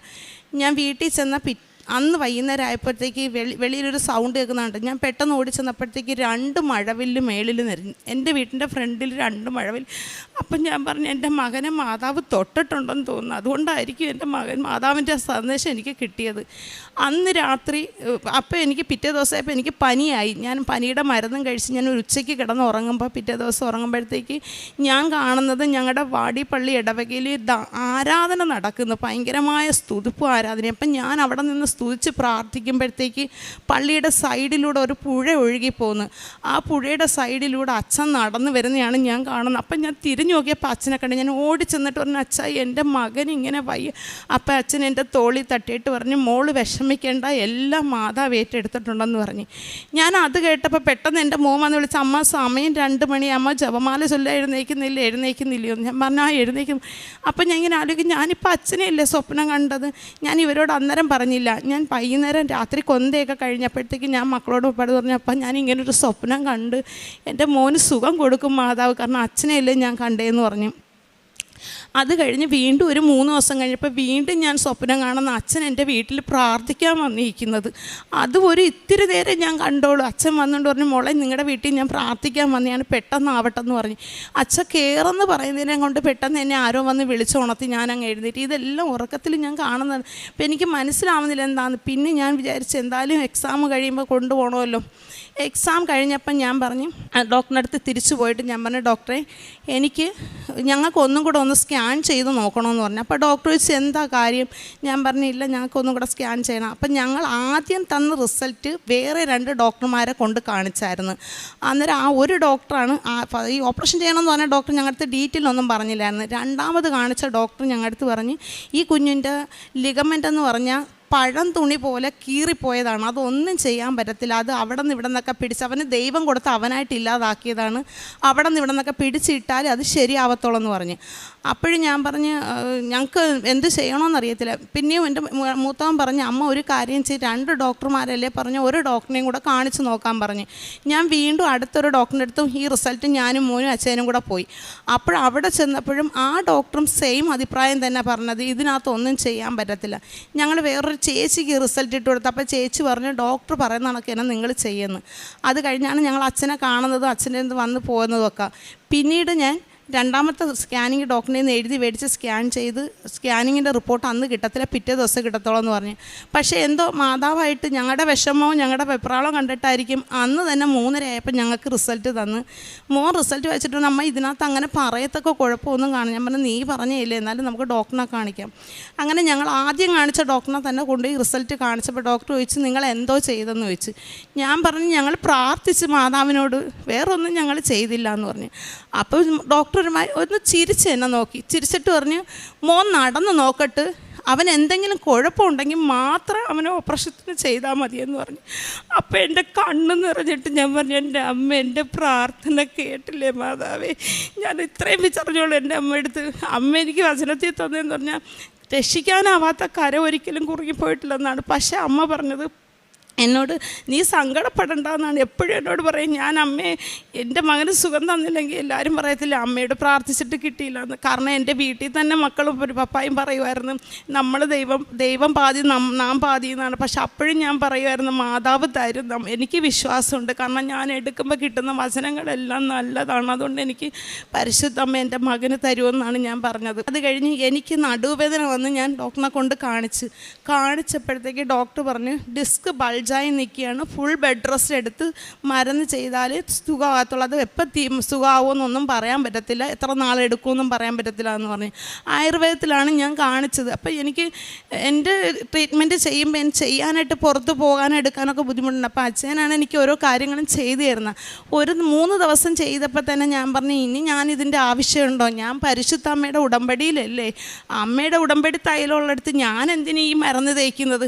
ഞാൻ അത് മാറ്റിയിട്ട് എല്ലാ ദിവസവും 2 നേരവും മാതാവിൻ്റെ ഉടമ്പടി തൈലം എടുത്ത് വിശ്വാസ പ്രമാണം ചൊല്ലി പ്രാർത്ഥിക്കാൻ തുടങ്ങി. അതുവരെ എനിക്ക് പള്ളിയിൽ പോയി ഇരുന്ന് കുർബാന കാണാൻ പറ്റത്തില്ല, നിൽക്കാൻ പറ്റത്തില്ല, മുട്ടുകുത്താൻ പറ്റത്തില്ല, പരിശുദ്ധ കുർബാന എടുത്തിട്ട് മുട്ടുകുത്താൻ പറ്റത്തില്ല, ആരാധന സമയം മുട്ടുകുത്താൻ പറ്റത്തില്ല, എനിക്ക് ഒന്നും ചെയ്യാൻ പറ്റാത്ത വേദനയായിരുന്നു അത്രയും. പക്ഷേ ഈ ഒരു 3-4 ദിവസം കഴിഞ്ഞപ്പോൾ തന്നെ എനിക്ക് വേദന പതിയെ കുറഞ്ഞു വന്നു. ഇന്ന് എനിക്ക് ആ നടുവേദന എൻ്റെ ശരീരത്തിൽ എങ്ങനെ മാറിപ്പോയെന്ന് എനിക്കറിയത്തില്ല. പിന്നീട് എൻ്റെ മൂത്ത മകന് ഡിപ്ലോമ കോഴ്സ് പഠിച്ചുകൊണ്ടിരുന്ന സമയത്ത് അവൻ്റെ അവസാനത്തെ എക്സാം വന്നപ്പോൾ അവൻ പറഞ്ഞ അമ്മ എനിക്ക് ഭയമുണ്ട്, ജയിക്കുമോ ഇല്ലയോ എന്നറിയത്തില്ല, എന്നാലും എന്തോ എനിക്കൊരു പേടിയുണ്ട്, അമ്മ പ്രാർത്ഥിക്കും, എന്നാലും ഞാൻ ജയിക്കാൻ ശ്രമിക്കുമെന്ന് പറഞ്ഞു. അപ്പം ഞാൻ പറഞ്ഞു മോൻ വിഷമിക്കേണ്ട. അവന് പോകാൻ നേരമായപ്പോൾ ഞാൻ വിശ്വാസ പ്രമാണം ചൊല്ലി മാതാവിൻ്റെ എണ്ണ തലയിൽ പൂശി കൊടുക്കുകയും ഉപ്പ് വിശ്വാസ പ്രമാണം ചൊല്ലി അവൻ്റെ പേനയുടെ ക്യാപ്പിൽ വെച്ച് കൊടുത്തിട്ട് പറഞ്ഞു മോൻ ഈ ഉപ്പെടുത്ത് ഇരിക്കുന്നതിന് മുമ്പ് വിശ്വാസ പ്രമാണം ചൊല്ലി അതിൻ്റെ 4 വശം ഇട്ടിട്ട് എഴുതണം. പരിശുദ്ധമ്മ പ്രത്യക്ഷപ്പെട്ട 7 എന്നുള്ളതിൻ്റെ 75% മാർക്കോടുകൂടി മോൻ പാസ്സാകുമെന്ന് പറഞ്ഞു. പക്ഷേ അവൻ്റെ റിസൾട്ട് വന്നപ്പോൾ അവ 85% മാർക്കോടുകൂടി പാസ്സായി. പരിശുദ്ധ അമ്മ എൻ്റെ കുടുംബത്തിനും എനിക്ക് തന്ന ഈ എല്ലാ അനുഗ്രഹങ്ങൾക്കും ഈശോയ്ക്കും മാതാവിനും കോടാനക്കോടി നന്ദി പറയുന്നു ഞാൻ. പിന്നെ കാരുണ്യ പ്രവർത്തനം എന്ന് പറഞ്ഞു കഴിഞ്ഞാൽ എന്നെ കൊണ്ടാവുന്ന കണക്ക് പറ്റുന്ന രീതിയിൽ ഞാൻ എല്ലാ രോഗികളെയും പോയി കാണുകയും അവർക്ക് വേണ്ടുന്ന സാമ്പത്തിക സഹായങ്ങൾ ചെയ്യുകയും ചെയ്യും. പൊതിച്ചോറ് ഞങ്ങൾ മൂത്താൾ വീട്ടിലല്ല, അവൻ തിരുവനന്തപുരത്ത് നിന്നാണ് പഠിച്ചുകൊണ്ടിരുന്നത്. ഇളയാളുള്ള സമയത്ത് ഇളയാളും പപ്പായും കൂടെ എന്നെ സഹായിക്കും, എല്ലാം വയ്ക്കാനും വിളമ്പാനും പൊതിഞ്ഞ് കെട്ടാനും. എന്നിട്ട് ഞങ്ങൾ സർക്കാർ ഹോസ്പിറ്റലിൽ കിടക്കുന്ന രോഗികളുടെ കയ്യിൽ കൊണ്ടു കൊടുക്കുകയും അവർക്ക് പൈസയും കൊടുത്ത് അവരുടെ വിശേഷങ്ങളൊക്കെ തിരക്കുകയും ചെയ്യും. അത് കഴിഞ്ഞ് പിന്നെ വന്നിട്ട് നമ്മുടെ അടുത്തുള്ള രോഗികൾ 1-2 പേരുണ്ട്, അവരെയൊക്കെ പോയി കാണും. പിന്നെ അറിയാം എവിടെയൊക്കെ രോഗികളുണ്ടോ അവിടെയൊക്കെ നമ്മളെ പറ്റുന്നിടത്ത് പോകും. പിന്നെ അനാഥാലയങ്ങളിൽ പോവും, അവിടെയും നമ്മൾ പോയി നമ്മളെ കൊണ്ടാവുന്ന രീതിയിൽ ചെയ്യും, അവർക്ക് വേണ്ടി ഓരോ സഹായങ്ങൾ ചെയ്യും. പിന്നെ പ്രേക്ഷിത ജോലി എന്ന് പറഞ്ഞു കഴിഞ്ഞാൽ പത്രം മേടിച്ചിട്ട് എൻ്റെ ഈ മകനുണ്ടായിരുന്ന സമയത്ത് ഇവനെയും കൊണ്ട് നടന്ന് ബസ് സ്റ്റാൻഡും റെയിൽവേ സ്റ്റേഷനിലും പിന്നെ ഓട്ടോ സ്റ്റാൻഡിലും എല്ലായിടത്തും നടന്ന് ഞാൻ പറയും എൻ്റെ മോൻ ഇങ്ങനൊരു വലിയ അനുഗ്രഹം മാതാവ് തന്നതാണ്, അവന് ഓപ്പറേഷൻ കൂടാതെ സുഖമാക്കി തന്നതാണ്, അതുകൊണ്ട് നിങ്ങൾ അവിടെ പോകണം, നിങ്ങൾ പോയി മാതാവിനെ കാണണം, മാതാവ് നിങ്ങൾക്ക് വേണമെന്ന് എല്ലാം തരുമെന്ന് ഇങ്ങനെ പറയുമായിരുന്നു, എല്ലായിടത്തും പറയുമായിരുന്നു. പിന്നെ ഞാനിപ്പോൾ കഴിഞ്ഞ ആഴ്ചയിൽ എനിക്ക് വയ്യാതെ തൊണ്ടയ്ക്ക് ഒട്ടും സൗണ്ട് ഇല്ലായിരുന്നു. എനിക്ക് ഈ ഒരു പനി വന്നിട്ട് എനിക്ക് ശരീരം മണ്ടയും തലയൊക്കെ പഴുത്തിട്ട് ഒട്ടും സൗണ്ട് ഇല്ലായിരുന്നു. കാറ്റ് പോലെ മാത്രമേ വരത്തുള്ളായിരുന്നു. അപ്പം ഞാനത് ഹോസ്പിറ്റലിൽ ഡോക്ടറിനെ കാണാൻ പോയി. വേറൊരു ചേച്ചി ഇരുന്നിട്ട് നമ്മുടെ ജാതിയല്ല, ഒരു ചേച്ചി എൻ്റെ അടുത്ത് ചോദിച്ച്, എന്താ മോളെ ഈ കാണുമ്പോൾ നല്ല രസമുണ്ടല്ലേ കയ്യിലിരിക്കുന്നതെന്ന്. ഞാൻ പറഞ്ഞത്, അപ്പം എൻ്റെ അടുത്ത് വെച്ച് കൊന്തയാണോ എന്ന് ചോദിച്ചു. ഞാൻ ജവമാല ചൊല്ലിക്കൊണ്ടിരിക്കാൻ. ഞാൻ പറഞ്ഞു ആന്ന് ജവമാലയാന്ന് പറഞ്ഞു. അപ്പം എൻ്റെ അടുത്ത് വെച്ച് എങ്ങനെയാന്ന്. ഞാൻ അത് മൊത്തം ഇരുന്ന് ചൊല്ലുന്ന രീതി, സൗണ്ടില്ല എനിക്കെങ്കിലും ഞാൻ എൻ്റെ സ്ട്രെയിൻ എടുത്ത് എന്നെ പറ്റുന്ന രീതിയിൽ ആ ചേച്ചിക്ക് പറഞ്ഞ് മനസ്സിലാക്കി കൊടുത്ത. അപ്പം ആ ചേച്ചി പറഞ്ഞപ്പോൾ ഇങ്ങനെയാണില്ലേ നിങ്ങൾ ജവമാല ചൊല്ലുന്നത്. ഞാൻ പറഞ്ഞു ആന്ന്, അത് അറിയാഞ്ഞൂടാത്തവർക്ക്. അപ്പം ഞാൻ ചോദിച്ചു മാതാവിൻ്റെ അടുത്ത് പോയിട്ടുണ്ടോ കൃപാസനത്തിൽ. അപ്പം പറഞ്ഞില്ല, എവിടെയാണെന്ന് ചോദിച്ചു. ഞാൻ പറഞ്ഞു ആലപ്പുഴ കലവൂരാണ്, അവിടെ പോകണം മാതാവിൻ്റെ അടുത്ത്, ഞാൻ അവിടുത്തെ പ്രേക്ഷിതയാണ്, ഞാൻ അവിടെ എടുക്കുകയും ചെയ്യുന്നതാണെന്ന് പറഞ്ഞു. അങ്ങനെയുള്ള കാര്യങ്ങളെല്ലാം ചെയ്ത് മാതാവ് എനിക്ക് ചെയ്തു തന്ന എല്ലാ നന്മകൾ കോടാനുകൂടി നന്ദി അർപ്പിച്ചുകൊണ്ട് എൻ്റെ സാക്ഷ്യം ഞാനിവിടെ പറയുന്നു. എൻ്റെ പേര് മിനിമോൾ, ഇതെൻ്റെ ഹസ്ബൻഡ് രതികുമാർ. ഞാൻ വരുന്നത് ആലപ്പുഴ കുതിരപ്പന്തിയിൽ നിന്നാണ്. ഞാൻ 2022 ഏപ്രിൽ 30 ആദ്യമായി ഇവിടെ വന്ന് ഉടമ്പടി എടുക്കുന്നത്. ഉടമ്പടിയിൽ ഞാൻ ആദ്യം വെച്ച നിയോഗം എൻ്റെ ഹസ്ബൻഡിനെ മദ്യപാനം മാറുവാനും കാലിൻ്റെ മുറിവ് ഉണങ്ങാനുമാണ് ആദ്യത്തെ നിയോഗം ഞാൻ വെച്ചത്. 2017 ഡിസംബർ 20 കാലിൻ്റെ തള്ളവിരൽ മുറിച്ചത്. ഷുഗർ കൂടി കാലിൻ്റെ തള്ളവിരൽ മുറിച്ചത്. ആ മുറിവ് ഇതുവരെയും ഉണങ്ങിയിട്ടില്ലായിരുന്നു. പണിക്ക് പോകുമ്പോഴും കാല് കെട്ടിവെച്ചുകൊണ്ടാണ് പണിക്ക് പോകുന്നത്. അത് മുറിവ് ഉണങ്ങിയിട്ടേ ഇല്ലായിരുന്നു. ഞാൻ ഉടമ്പടി എടുത്ത് പ്രാർത്ഥിച്ച് പ്രത്യക്ഷീകരണ പ്രാർത്ഥന ചൊല്ലി എന്നും രാവിലെയും വൈകിട്ടും ഉടമ്പടി തൈലം പുരട്ടി പ്രാർത്ഥിക്കും. നെറ്റിയിൽ കുരിശ് വരച്ച് പ്രാർത്ഥിക്കും.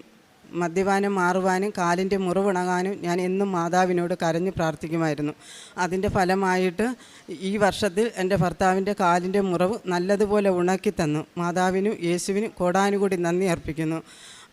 പിന്നെ ഉള്ള സാക്ഷ്യമെന്ന് പറഞ്ഞാൽ എൻ്റെ ഭർത്താവിൻ്റെ 35 വർഷത്തോളമായ മദ്യപാനം പൂർണ്ണമായി ഈ വർഷത്തിലാണ് അമ്മ എടുത്തു മാറ്റിയത്. ഞാൻ എന്നും അമ്മയോട് ഞാൻ മുട്ടിപ്പായി പ്രാർത്ഥിക്കും, മാതാവേ എനിക്ക് എൻ്റെ ഭർത്താവിൻ്റെ മദ്യപാനം മാറ്റി തന്നാൽ മാത്രം മതിയെന്നായിരുന്നു ഞാൻ അമ്മയോട് വെച്ച നിയോഗവും. ഭർത്താവിന് ഈ കഴിഞ്ഞ വർഷം എന്ന് വെച്ചാൽ 2024 അമിതമായി മദ്യപിക്കുകയും വീട് അന്വേഷിക്കാതെ ഇരിക്കുകയും പുള്ളിക്കാരന് ഷുഗറുള്ളതാണ്, ആഹാരം പോലും കഴിക്കാതെ നടക്കുമായിരുന്നു. അപ്പോൾ ഞാനും എൻ്റെ മകളും ഒരുപാട് മുട്ടുമേ നിന്ന് ജപമാല ചൊല്ലി പ്രാർത്ഥിക്കും, മാതാവേ എൻ്റെ ഭർത്താവിൻ്റെ മദ്യപാനം മാറ്റിത്തരണേ, പൂർണ്ണമായി മാറ്റിത്തരണമെന്ന് ഞാൻ പ്രാർത്ഥിക്കുമായിരുന്നു. അങ്ങനെ പുള്ളിക്കാരനൊരു അസുഖം ഉണ്ടായി, പനി വന്ന് കാല് പഴുത്ത് വീണ്ടും ഹോസ്പിറ്റലിലായി. അങ്ങനെ ഡോക്ടർ എന്നെ വിളിച്ചേച്ചും പറഞ്ഞു പുള്ളിയുടെ നില ഗുരുതരമാണ്, കാര്യം കിഡ്നിക്കും ബാധിച്ചിട്ടുണ്ട്, ലിവറിനും കംപ്ലൈൻ്റാണ്, അതുകൊണ്ട് ഞങ്ങൾക്ക് ചെയ്യാവുന്നതിൻ്റെ പരമാവധി ഞങ്ങൾ ചെയ്യും, അത്രമേ ഡോക്ടർ എന്നോട് പറഞ്ഞുള്ളൂ. പിന്നെ നിങ്ങൾ പ്രാർത്ഥിക്കുക. അതാണ് ഇത് കേട്ടതും ഞാൻ വെളിയിലോട്ട് പോയി പൊട്ടിക്കരയുവാണ്. ഞാൻ മാതാവിനെ വിളിച്ച് പ്രാർത്ഥിച്ചു, മാതാവേ ഒരു കുഴപ്പമില്ലാതെ എൻ്റെ ഭർത്താവ് തിരിച്ചു വന്നാൽ ഞാൻ ഇവിടെ വന്ന് സാക്ഷ്യം പറഞ്ഞോളാം. ഒരാപത്തും വരെ ഞങ്ങൾക്ക് എൻ്റെ ഭർത്താവല്ലാതെ ഞങ്ങൾക്ക് ആരുമേ ഇല്ല. അതുകൊണ്ട് എൻ്റെ മാതാവ് അവനെ പൂർണ്ണമായി സുഖപ്പെടുത്തണം, ഞാൻ ഈ അൽത്താരിൽ നിന്ന് സാക്ഷ്യം പറഞ്ഞോളാമെന്ന് ഞാൻ നേർന്നു. അങ്ങനെ ഞാൻ പൊട്ടിക്കരഞ്ഞുകൊണ്ട് അങ്ങ് അഡ്മിറ്റാക്കി. അപ്പം മരുന്നുകളൊക്കെ ചെയ്തുകൊണ്ടിരിക്കുകയാണ്. അപ്പം ഡോക്ടർ എന്നെ വിളിച്ചേച്ചും പറഞ്ഞു നിങ്ങൾ പ്രാർത്ഥിക്കുക, ഞങ്ങൾക്ക് ഇപ്പോഴും ഒന്നും പറയാറായിട്ടില്ലെന്നാണ് ഡോക്ടർ പറഞ്ഞത്. പിന്നെ ഞങ്ങളെ അഡ്മിറ്റാക്കുമ്പോൾ എൻ്റെ അടുത്തുള്ള ഒരു തൊട്ടടുത്ത് കിടന്ന ചേച്ചി എൻ്റെ ഈ കൃപാസന പത്രം തന്നിച്ചും പറഞ്ഞു, മോളെ നീ ഇത് വെച്ച് നീ പ്രാർത്ഥിക്കുക, നിൻ്റെ ഭർത്താവിന് സുഖപ്പെടും, നീ ഇത് വെച്ച് പ്രാർത്ഥിക്കാൻ പറഞ്ഞു. അങ്ങനെ ഞാൻ ആ ചേച്ചി എൻ്റെ കൂടെ വന്ന് പ്രാർത്ഥിച്ചു, മാതാവേ ഒരു കുഴപ്പവും ഇല്ലാതെ എൻ്റെ ഭർത്താവിനെ തിരിച്ചു തരണേന്ന് ഞാൻ പ്രാർത്ഥിച്ചു. അങ്ങനെ മാതാവ് എൻ്റെ പ്രാർത്ഥന കേട്ടുകൊണ്ട് ആ അസുഖത്തിന് പൂർണ്ണമായി വിടുതല കൊടുത്ത് ഞങ്ങളെ കാത്തുരക്ഷിച്ച് ഇപ്പോഴും. പിന്നെ എൻ്റെ നിയോഗം എന്ന് പറഞ്ഞാൽ ഞാൻ വീണിട്ട് 1.5 വർഷത്തോളമായി. അപ്പോൾ എൻ്റെ കാലിന് നല്ല വേദനയുണ്ടായിരുന്നു. എനിക്ക് നടക്കുമ്പോൾ ഏന്തിയാണ് ഞാൻ നടക്കുന്നത്. ഒരുപാട് മരുന്നുകൾ കഴിച്ച്, ഇംഗ്ലീഷ് മരുന്ന് കഴിച്ച്, ഹോമിയോ കഴിച്ച്, ആയുർവേദം കഴിച്ച്, ഇതെല്ലാം കഴിച്ചിട്ടും എനിക്ക് പരിപൂർണമായിട്ടും ഭേദപ്പെടുന്നില്ല. മരുന്ന് കഴിക്കുമ്പോൾ മാത്രമേ ഇച്ചിരി കുറവ് കിട്ടൂ. പിന്നെ എനിക്ക് കാല് കുത്തി നടക്കാൻ മേല. ആ ഒരവസ്ഥയിൽ ജോലിക്ക് പോകുമ്പോൾ 1/2 മണിക്കൂർ 1 മണിക്കൂർ നടന്നാണ് ഞാൻ ജോലിക്ക് പോകുന്നത്. ജോലിക്ക് പോകുമ്പോൾ പിന്നെ വന്നു കഴിയുമ്പോഴും കാലിന് ഭയങ്കര വേദനയാണ്. അങ്ങനെ ഞാൻ കഴിഞ്ഞ മാസം തന്നെ ജോലി നിർത്തി, എനിക്ക് നടക്കാൻ പറ്റുന്നില്ല. അങ്ങനെ 2 ആഴ്ച ഞാൻ ഹോസ്പിറ്റലിൽ കിടന്ന്, എന്നിട്ട് ഞാൻ അവിടെ നിന്നുകൊണ്ട് മാതാവിനോട് പ്രാർത്ഥിക്കും, മാതാവേ ഞാൻ ഹോസ്പിറ്റലിൽ നിന്ന് പോന്നു കഴിയുമ്പോൾ എനിക്ക് നല്ലൊരു ജോലി തരണമെന്ന്. ഇപ്പം എനിക്കൊരു ജോലി ഉണ്ടായിരുന്ന ആ ജോലി 2 മാസത്തിന് മുൻപ് ആ ജോലി നഷ്ടപ്പെട്ട് ഞങ്ങൾക്ക് ഒരുപാട് പ്രതിസന്ധിയിൽ കൂടെയാണ് ഞങ്ങൾ മുൻപോട്ട് പോയ 3-4 മാസം കൊണ്ട്. രോഗങ്ങൾ, പിന്നെ കടബാധ്യതകൾ, പിന്നെ സാമ്പത്തികമായ ഒരുപാട് ഞെരുക്കങ്ങളുണ്ടായി. കുഞ്ഞ് പഠിക്കാൻ പോയി, അവർക്ക് 8 ലക്ഷം രൂപ വേണം പഠന കാര്യത്തിന്. അതിനും എല്ലാം കൊണ്ട് ഞങ്ങൾക്ക് ജോലി ചെയ്യാൻ മേലാത്തൊരവസ്ഥയിൽ മുൻപോട്ട് പോയിക്കൊണ്ടിരിക്കുന്നപ്പോൾ ഞാൻ മാതാവിനെ വിളിച്ചെന്നും പ്രാർത്ഥിക്കും, എന്നും ജപമാല ചെല്ലും. ജപമാല ഞങ്ങൾക്ക് അറിയത്തില്ലായിരുന്നു. എൻ്റെ കുഞ്ഞ് യൂട്യൂബ് വഴി നോക്കിയാണ് ജപമാല പഠിച്ചത്.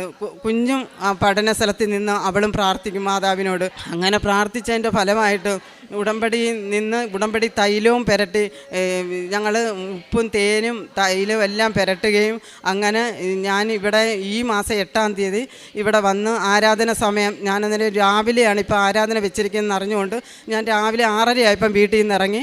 ഇവിടെ 7:30 ആയപ്പം ഞാൻ വന്നു. ഇവിടെ വന്ന് ഞാൻ ആരാധന സമയത്ത് അച്ഛൻ രോഗസൗഖ്യത്തിന് വേണ്ടിയിട്ട് പ്രാർത്ഥിക്കുമ്പോൾ ഞാനിവിടെ എനിക്ക് നിൽക്കാനും മേല ഇരിക്കാനും മേലാത്ത അവസ്ഥയിലാണ് ഞാനിവിടെ നിൽക്കുന്നത്.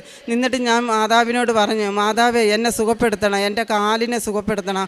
എൻ്റെ കാലിനെ സുഖപ്പെടുത്തി ഞാനിവിടെ സാക്ഷ്യം പറയുമ്പോൾ എന്നെ അറിയാവുന്ന ആൾക്കാർ നിന്നെ കൂടുതലായി വിശ്വസിച്ചുകൊണ്ട് ഈ സന്നിധാനത്തിൽ അവർ വരും, അവർ നിന്നെ കൂടുതലായി വിശ്വസിക്കും. അതുകൊണ്ട് നീ ഒരു അടയാളം ചെയ്യണേന്ന് ഞാൻ പ്രാർത്ഥിച്ചു. ഇവിടെ നിന്ന് പൊട്ടിക്കരഞ്ഞുകൊണ്ടാണ് ഞാൻ മാതാവിനോട് പറഞ്ഞത്, ഇനി ഞാൻ വരുന്നത് ഞാൻ സാക്ഷ്യം പറയാനായിരിക്കും, നീ എന്നെ സുഖപ്പെടുത്തിയാലും ഇല്ലെങ്കിലും ഞാൻ വന്ന് സാക്ഷ്യം പറയുമെന്ന് പറഞ്ഞാണ് ഞാൻ ഇവിടുന്ന് ഈ മാസം 9-ാം തീയതി ഞാൻ ഇവിടുന്ന് പോകുന്നത്. ഇവിടുന്ന് പോയി 2 ദിവസം പോലും ആയില്ല. അതിക്ക് മുമ്പ് എനിക്ക് നല്ലതുപോലെ കാലിന് വേദനയ്ക്ക് നല്ല സുഖം കിട്ടി നടക്കുമ്പോഴും ഞാൻ മാതാവിന് ഒത്തിരി നന്ദി പറഞ്ഞുകൊണ്ടാണ് നടന്നത്. ഞാൻ എത്രയും പെട്ടെന്ന് എനിക്കിവിടെ സാക്ഷ്യം പറയാൻ വരണമേ, അതിനുള്ള സമയത്തെയും അതിനുള്ള ദിവസത്തെയും നീ ഒരുക്കി തരണമേന്നും ചൊല്ലി ഞാൻ പ്രാർത്ഥിക്കുമായിരുന്നു. അങ്ങനെ എല്ലാ ദിവസവും പ്രാർത്ഥിച്ച് ഞാൻ ഭർത്താവിനോട് ഞാൻ പറഞ്ഞു, നമുക്ക് പോകാം, നമുക്ക് എൻ്റെ കൂടെ വരണം, നമുക്ക് സാക്ഷ്യം പറയണം. ഞാൻ ജൂൺ മാസം 6-ാം തീയതി ഇവിടെ സാക്ഷ്യം പറയാൻ ഞാനും എൻ്റെ മോളും കൂടെ ഇവിടെ വന്നപ്പോൾ ഞാൻ സാക്ഷ്യ പേപ്പറിൽ എഴുതി കൊടുത്ത് വായിച്ച് കഴിഞ്ഞപ്പോൾ ബ്രദർ എന്നോട് പറഞ്ഞു, അത് 2 സാക്ഷ്യം പറയിപ്പിക്കാം, മറ്റുള്ള സാക്ഷ്യം പറഞ്ഞതായിട്ട് ഒപ്പുവെച്ച് തരാമെന്ന് പറഞ്ഞു.